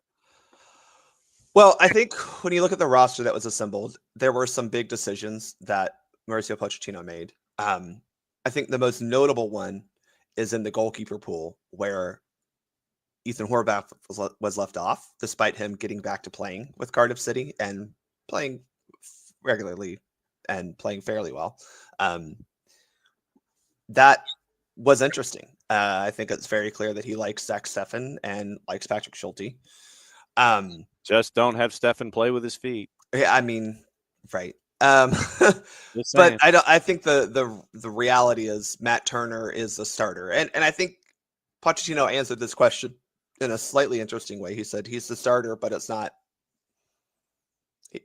He's a starter, but it's an open competition. But it's like, well, yeah, it's an open competition, but someone has to knock him off. And no one in a red, white, and blue shirt has figured out, well, whatever color they're wearing, purple, green, whatever, yellow, has figured out how to knock Matt Turner off of the number 1 spot for the U.S. men's national team. And we'll see how that works in camp. I think that to me was the most interesting group. The next one was probably your midfield group, because that was where you had some injuries that affected the depth, but the depth was not as what we expected. So Diego Luna getting his call in, Tanner Tessman getting a call in. Those two probably a little more interesting than most people have guessed. The snub here is Brendan Aronson, who has been a dutiful player for this national team and quite frankly hasn't done anything in my measure to lose his spot. But I think when you look at the way Pochettino likes to set up his midfield, Diego Luna plays the tip of the spear better than what Brendan Aronson does, at least in a way that Poch likes. So if you're telling me that your attacking midfielders, if you will, are at this point, you're looking at probably Gio Reyna, Weston McKennie, and Diego Luna. Well, Diego Luna is the most Gio Reyna like without Malik Tillman here. He's the most like. Absolutely. Brendo is not that. Brendo is also not a Weston McKennie-like player. So I think that when you look at trying to build a roster, you're going, well, how do I find a player that fits what this player can do also? Brendo's a great player. But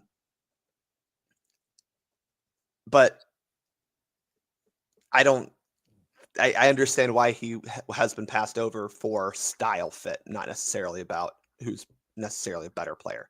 Mm-hmm. But, Malik Tillman out, that doesn't help things. But the rest of the midfield, we'll see if Johnny is out, or if he was just hurt.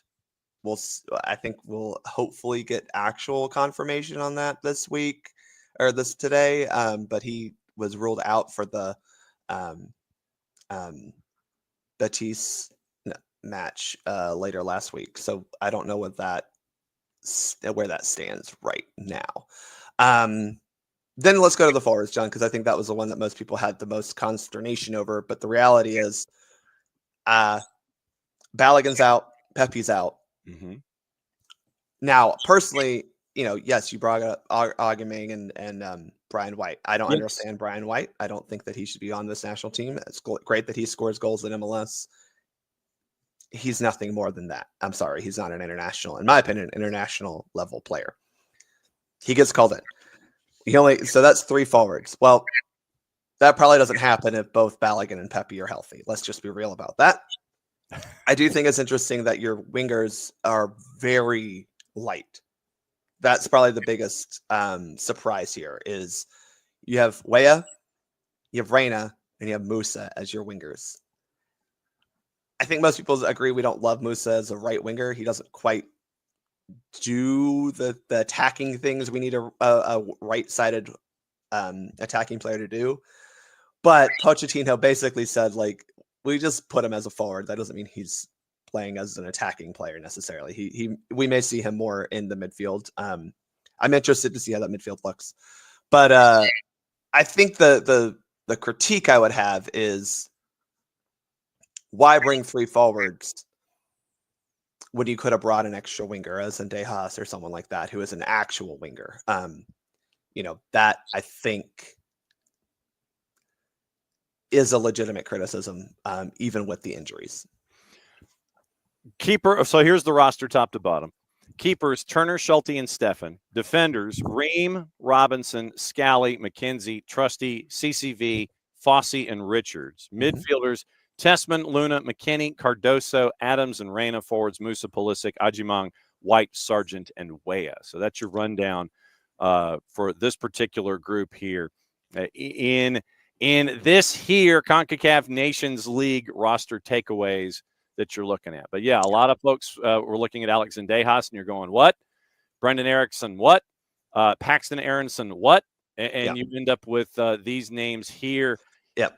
That's where I think Brendan Aronson, again, to go back to him, is really the only, in my opinion, true snub, because he could have also been listed as a forward and played on the wing, which we've seen him do in the past, right? And so I do think that is a question of how did he fall that far down the pecking order?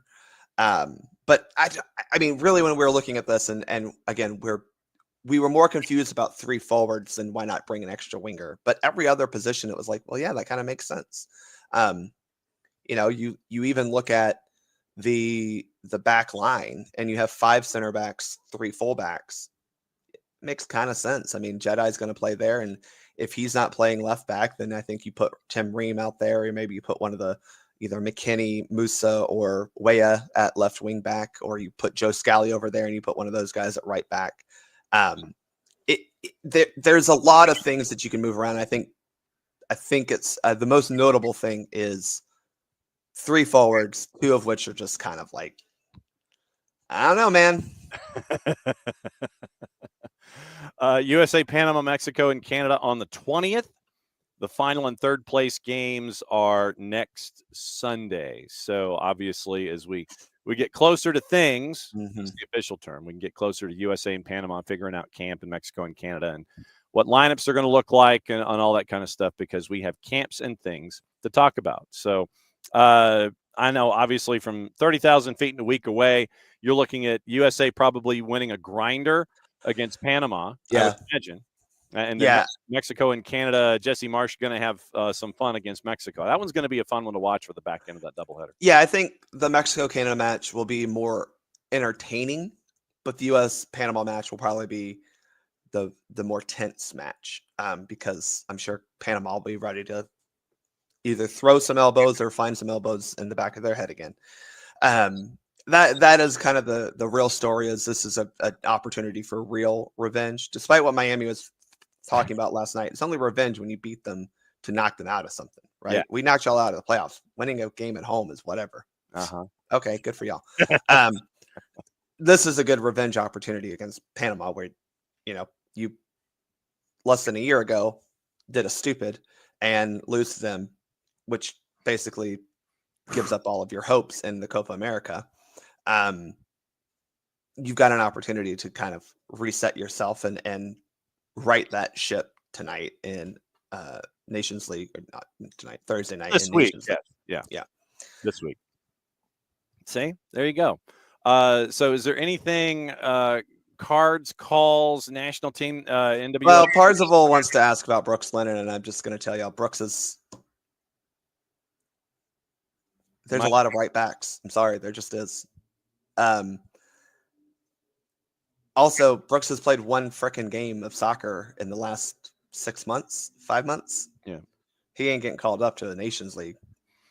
Sorry, y'all. I know he's got some work to do. He is. I'm not against like the idea. Like, I definitely think if you're talking about right backs from the U.S. who are domestic based, I think Brooks is up there. But you need more of a dossier now that you're back and healthy. I think. Yeah, and when you look at this, he's not better than Marlon Fossey. I'm really sorry, he just isn't. And also with right backs, I'm sorry, our number one right back, who, by the way, roster notes, Haji Wright and Serginho Dest, while they're back to playing soccer, when the preliminary roster was due back in February, they were not back to playing soccer. And that's what happens. Yes. But that's the other answer to that Brooks Lennon question, is like, well, okay, you're only bringing two right backs at all to any competition. Yeah. And so that's going to be Serginho Dest and probably Joe Scally, who's starting week in and week out in the Bundesliga. Tell me where Brooks Lennon has done anything to unseat either of those. Then tell me who he's better than, because that's the question. You can call for a player all you want. You got to tell me who he's replacing on the roster, because especially in these competitions, John, there is a roster limit. This isn't a training camp where you can invite 72 people and say, okay, have fun. I want a roster of 72 people. I mean, I would love for training camp that way. Don't get me wrong. But he missed his opportunity in January because he was hurt. Right. And he's just not better than any of the right back options that were called up. Sorry. That just is the reality with Brooks. And I like Brooks. I'm one of the number one defenders of Brooks Lennon on Atlanta United Twitter. And we saw his impact last night and how we've missed him. No offense to Matt Edwards. He's been fun, but Brooks is just a more impactful attacking player. It just is what it is. Different skill set. I think it's also fair to say Brooks's defensive talents aren't as good as other guys who could be considered for the national team. And that includes Serginho Dest, who defending is not what he's known for, but he can do it. I would love for Brooks to get on there. We need another Atlanta United player who's actually in the national team picture now that we don't have Caleb Wiley anymore. But sorry, y'all, Brooks is just not the likely candidate. I think you're more likely to get Noah Cobb in a couple of years than Brooks Lennon right now. And then following Noah Cobb, a couple of years after that, DCQ is who I'm looking at as a part of he could be fun. I'm a little sad Efrain has chosen another country over the U.S., but good for him.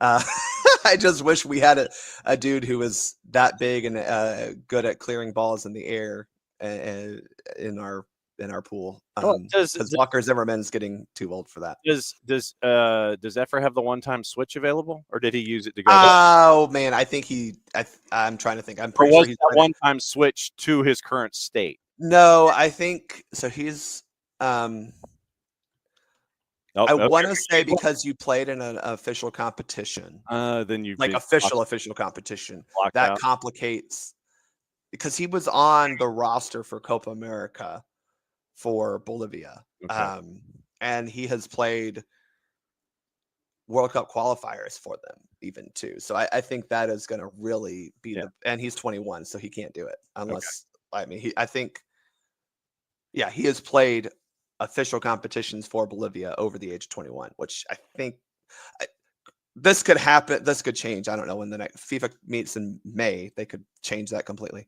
But John, do you want me to talk about why Miles didn't called up? Because he's not very good at center back anymore. Sorry. He left Atlanta and stopped being good at center backs. It's not my problem to defend him anymore. Sorry. He made his decision. There you go. I ain't here to defend Miles Robinson. Yeah. He's not better than any of the guys that got called up. Sorry. Is he better than Chris Richards? No. Is he better than Mark McKenzie, who's been playing very well for Toulouse? No. Is he better than Trusty and CCV? He hasn't shown it. And as John pointed out early, maybe hurt. So he's dinged. There you go. Yep, left. Miles did not have a good January camp. He did not. He did not impress. He was supposed to be the adult in the room. Did not look like the adult in the room. So that's why he didn't get called up. Well, I mean, guys, just because you know a dude doesn't mean he deserves to get called up. Just because he played in the five stripes. I know a guy. I know a guy. He needs to be called up. I don't think Miles has earned it. That's just the reality, and he doesn't have the club status to say, okay, I'm healthy, here I am. Yeah. It just doesn't. And you brought 5 center backs again. I don't know who he's better than. Maybe Ream, but Ream's there for a lot of reasons. Mm-hmm. One of those being he can also play left back. And okay, good. Glad you're not mad that Miles isn't on the roster, because I was going to have to do a wellness check on you there, John, because that is wow. Ropes. That is wow. Yeah, he did drop in form. That's what happened. So. Wow. So what's the next Soccer for US PA? I sent you one. Hopefully this morning it got to you. Oh, you did? Hang on. Efforting. I schedule sent. So let's see if you schedule sent. Yeah, you can do that with the Gmail. You can schedule send at time. There it is. EP 113 as a matter of fact. Episode 113 should come out sometime today, which is looking at the roster and kind of talking about the like lunchtime against Panama. Like when I'm off the air and I can sit here and stare at it. But now that I know that'll be it. Yeah. And then we'll talk about what happens this week, next week. Yeah, what he said. As always, my friend, I know that the fourth held up a rather large number, and we just blew right past it. But no, thanks for covering all the stuff and all the things. Hey, look, we got a bonus minute last night in the game too. So, well, I mean, considering that somebody sat down, I wasn't. It made sense. Yes, one of the few times that folks seem to add time back on the clock. As always, my friend, enjoy wearing your green and enjoy Les Miserables out of the mug, and we will catch up with you soon, my friend. Thanks for dropping by on the Mondays. You always do. Happy St. Patrick's Day to you all, and go bra. Yes, exactly what he said. So there goes Bart. So episode 113 of the Soccer for US POD is going to come out after we've sorted out the morning show. After we are done editing here, after we're done on the air here, then we'll piece it together. You'll get Abe's segment separately. You get the show posted with Bart's taking up hour number 2, and then the Soccer for US POD episode 113, where we decided to go over a lot of different topics. It was calls and cards, and we had to walk through it, and that's what I want to do in these situations. I know that fans have things that they want to discuss, and so what I want to do in those situations is discuss what your concerns from the weekend, but do it within the context of the laws of the game and how we can advance things forward. But and thanks to Bart for helping sort all that stuff out from what we saw yesterday and what we saw this weekend and getting ready for Nations League and all those kinds of things, and women's soccer in the NWSL. And the appearance of a 14-year-old, which reminds me, we need to get Jen Hildreth on the show to talk about things and her new book. So we'll turn that into a Jen Hildreth segment whenever we can grab Jen and she's not touring the planet doing NWSL activity on the four-letter family of networks. Okay, let me go back in and see what else is on everybody's mind, because I know I hit a point and it stopped. Let's see. So Lokeville wants to know about the actions of fans. It wasn't words. It wasn't words. It literally was people throwing stuff. And so I think that if you go to the end, if for those of you that have Apple TV, I think you can go to the end of the broadcast and you can see it happening. So yeah, don't do it. If you see people wanting to do it, tell them not to, unless they don't want to be back in the building ever again. And Abby, this was something that I thought that maybe early on, just from inexperience, not just because of the fact he's listed at 5'10", Abby was wondering about taking more shots from distance on Rocco, and you saw the one shot in the 59th minute, I want to say from 30, by Tristan Muyumba, that he had to go full stretch, made contact with it, went off the crossbar, and then went wide for a corner. So I thought that there would have been more shots from distance early on, just from an inexperienced standpoint of being in that kind of an environment and being on the other side of it for Rocco. Morning, Harry. Abel still doesn't know what Alexi's role is as a DP. He is a facilitator. He is, and this was, we talked about it last night on Full Time Report, where with Alexi, you have his imagination, you have him there in the midfield. He is a point guard that can shoot, for turning things into basketball parlance. He's got a great imagination, and it is, when it's available for him. He had the one shot from outside, just as an example. As I say, a point guard who can shoot. He had the one opportunity, I want to say from like 22 or 23, that challenged Rocco at one point in the match. I want to say it was in the second half. No, it was in the first half. And so you have that kind of ability to shoot, but you also have the imagination to connect. And we saw that last season. And so now he's having to, and like I said, this was the point that I was getting into with Abe, where you have someone in Alexi who knew what players were looking for last year. It's like, I know what Shonda needs. I know what Jamal wants. I know what Saba wants. I know what you're looking at I know what Jay wants when he's kind of converted and he goes up the left-hand side. But now Alexi, with Miggy and with Saba and with Latte Lot, he's having to once again relearn Miggy and Latte Lot, in addition to what he had learned last season from Saba. And so that's what I'm saying with point guards, and that second nature of, it's like, okay, I know when he's going to make the cut here, and I know he wants the pass here. I know he wants a bounce pass, or I think he wants it right on the number so he can fire up and get the launch the three, those kinds of things. So it is a talented point guard who can shoot. That's the best way that I can describe Miranchuk. I don't think that. And Pars is mentioning it. That Pars is mentioning that Miggy perhaps might not have been told to go to Brooks. I don't think that's the case. It's just, once again, getting acclimated to individuals, and it's like, okay, I know that Brooks is going to do this, but remember, go back to the goal where Derek to Miggy drops an absolute dime to Brooks, and then Brooks takes care of business, and it goes to Latte Lot and goes in the back of the net. No, I think that if you're on that side, you're going to be passing. I think that if you're inverted, it's going to be up to Pedro on the left-hand side to find the inverted winger, and the same for Brooks, looking down the middle, looking for Latte Lot. So I think that I think that's what you're looking at there. Wiley's fired up this morning as always, and then Emilio fired up as always. I would disagree on Bart Sleesh needing to sit, and I think that, once again, is what the discussion that we've gotten into about Miranchuk. It's once again just trying to figure out, okay, he needs it here, he needs it here, he wants it on this foot, he wants this advance, and so you're trying to have to think of things all over again in 3 dimensions.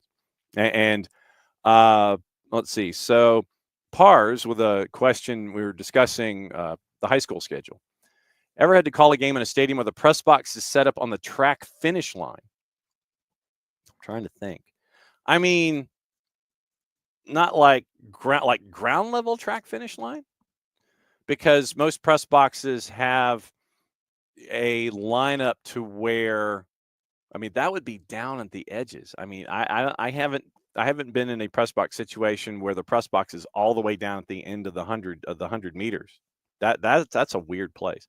That to me sounds like it's track first and then all the other sports second. So that was weird. Morning, David. Let's see. Morning, Abby. And then once again, yeah, and like I said, and Abel mentioning Jordi Alba. Jordi Alba, I don't know what got under his skin last night, but I think he obviously should have been carded sooner than because of what was going on the field.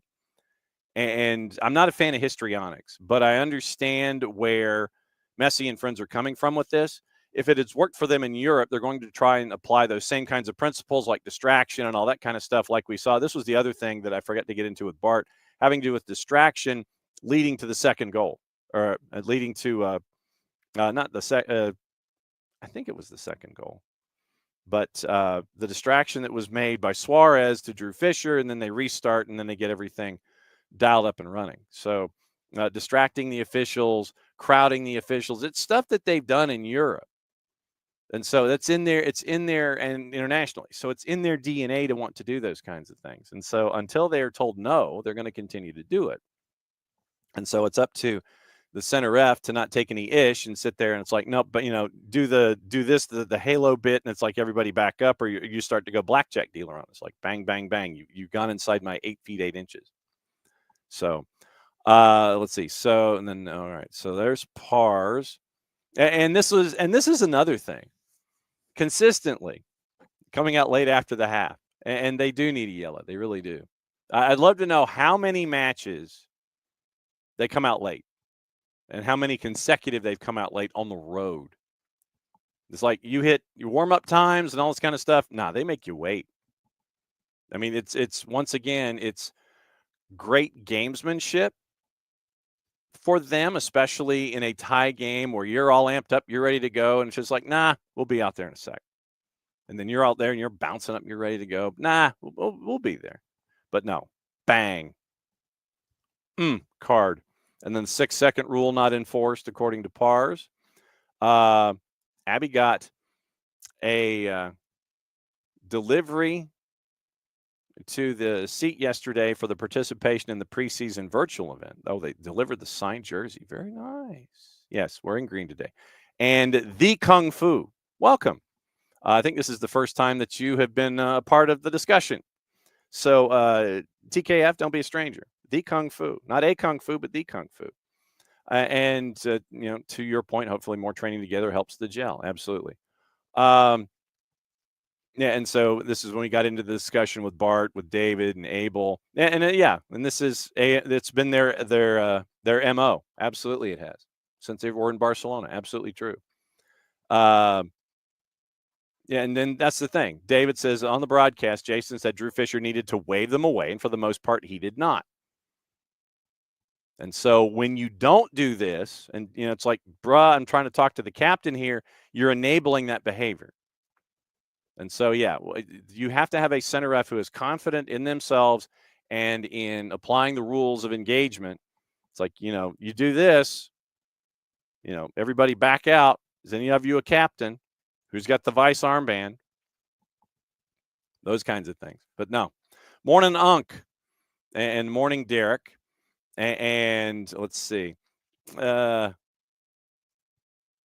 said, I figured that Bart taught the course, in all honesty. Unk wants to know about starters gone next week for Cincy. So it would be right now, it would be Stian. And let me get the official note, at least the note from the folks that were rushing out the door. So for those that will be out, Gregerson, Sleesh, Almiron, and then Luke and Noah for the U20s. So right now, Gregerson, Sleesh, and Miggy. So once again, you're looking at your midfield of, and like I said, right now, and this is just off the top of my head. And like I said, you'll have the access from the twos, and so you'll have some twos players that will be filling out your roster in Cincinnati. So if you work from the back, your questions are one at the back, because it'll be Pedro, Derek, and Brooks. Midfield, monitoring the health of Mateus Click. You'll have Jay Fortune. You'll have, and this is starting, you'll have Jay, you'll have Click in theory, and you'll also have Tristan Muyumba. So that's once again 3 of your 3, and you're probably going to ask them to go 90 minutes. Like I said, don't know the health of Mateus Click, but once again, if monitoring his illness this week means he can start next week in Cincinnati, that will play. Then up top, it's probably some combination of Shande, Togashi, and the health of Jamal. Don't know the health of Ronald Hernandez either, and we do not know if Luis Abram has gotten a call up by Peru. So that is, let me check here real quick. So Luis Abram, and so that's just like literally that is just me kind of blowing through at the top of my head what it would end up being. So so Luis Abram came in, gave you 6, and that's kind of what you're looking at. So so like literally that's what I'm looking at. So keep an eye on all of that. But right now it is in some combination, once again, trying to fill spaces. Like I said, we don't know the health of Ronald Hernandez. We don't know the health of Jamal TRA. And those would fill in 2 of your spaces, and you're also monitoring the health of Mateus Click. So Pedro, Derek, Brooks with one of your center backs, or trying to figure out how you want to navigate your center backs. Like I said, I don't know about Luis Abram and CONMEBOL duty. Midfield, monitoring the health of Mateus Click, Jay, Tristan. Then up top, it is Togashi probably, and it is Shande, and then monitoring the health of Jamal. And that's getting close to your starting 11. Like I said, that's off the top of my head.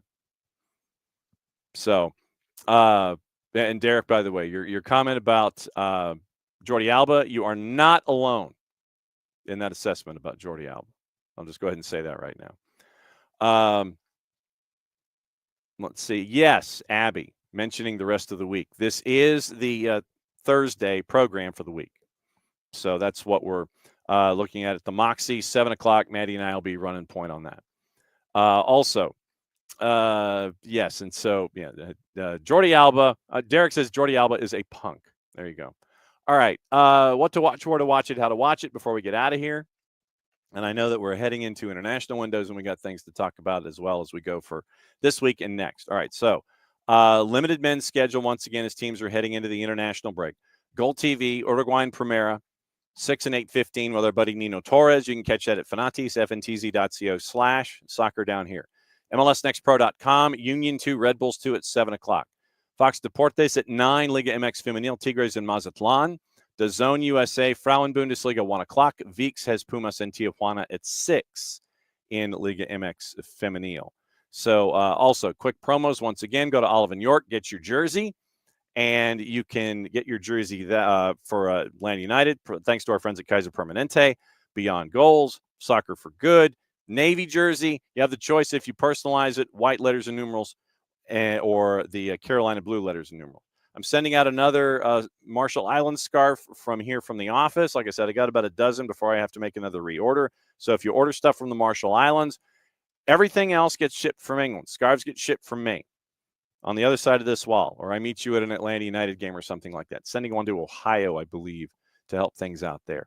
Also, it is you can don't forget to join and be a Fanatico here at SDH. You can hang out with all of us on a daily basis and find out what is going on with all the things. And you can do that once again. Go to group.chant.fan /soccer down here /join. You can be a Fanatico, $10 a year. Get a lot of great discounts. We were having more folks added to the places where you can get great discounts and stuff. Group.chant.fan /soccer down here /join. And you can become a part of things here on the Chant app with us here at SDH. Let's see. So, Grady Baby Co. You can get the Soccer's Just Better in Atlanta sweatshirt. You can get it in red. You can get it in black. Gold lettering. Soccer's Just Better in Atlanta. This is one of my old school sweatshirts that has become one of the more comfortable things that I've got. And you can go to soccerdownhere.net, got all of our new gear and the attack stuff and the ruckus stuff, I think is what Jason has artistried and is up there as well. 5:30, 7:30, Druid Hills and Clarkston on the network on soccerdownhere.mixler.com or on the Mixler app where you follow Soccer Down Here, and you can get everything live and in color. And you get an email notification about everything that is there. So I think that is a show. Like I said, tomorrow and this week, we're going to try and navigate what's going on in and around as MLS is getting ready for all the things. Try and track down Laurel Failer at some point. We're going to catch up with our friends in Augusta with the Augusta soccer team and the UPSL. That'll be a conversation. There'll be a 1v1 that will be up later this week on the network. Get your pools ready for the tournament that is going on in March and April. And we're keeping an eye on everything. So we have the games at Adams Stadium tonight, 5:30 and 7:30, keeping an eye. Hopefully we can be in Jefferson for Oconee County and Jefferson for your Friday as well. And then the third Thursday event at the Moxie Midtown, that is coming up on Thursday. So thanks for all of you guys for hanging out with us again on a Monday. We'll talk about it more tomorrow. We'll catch up with the sound from Ronnie Dyla, get your highlights, talk about the twos, all the things across the board. So since it is the end of the show, that means I get to do this. Be back at it again, lesson 22. Thanks for hanging out with us as you always do here on a Monday on SDHAM. Play it safe, everybody. We'll see you tomorrow.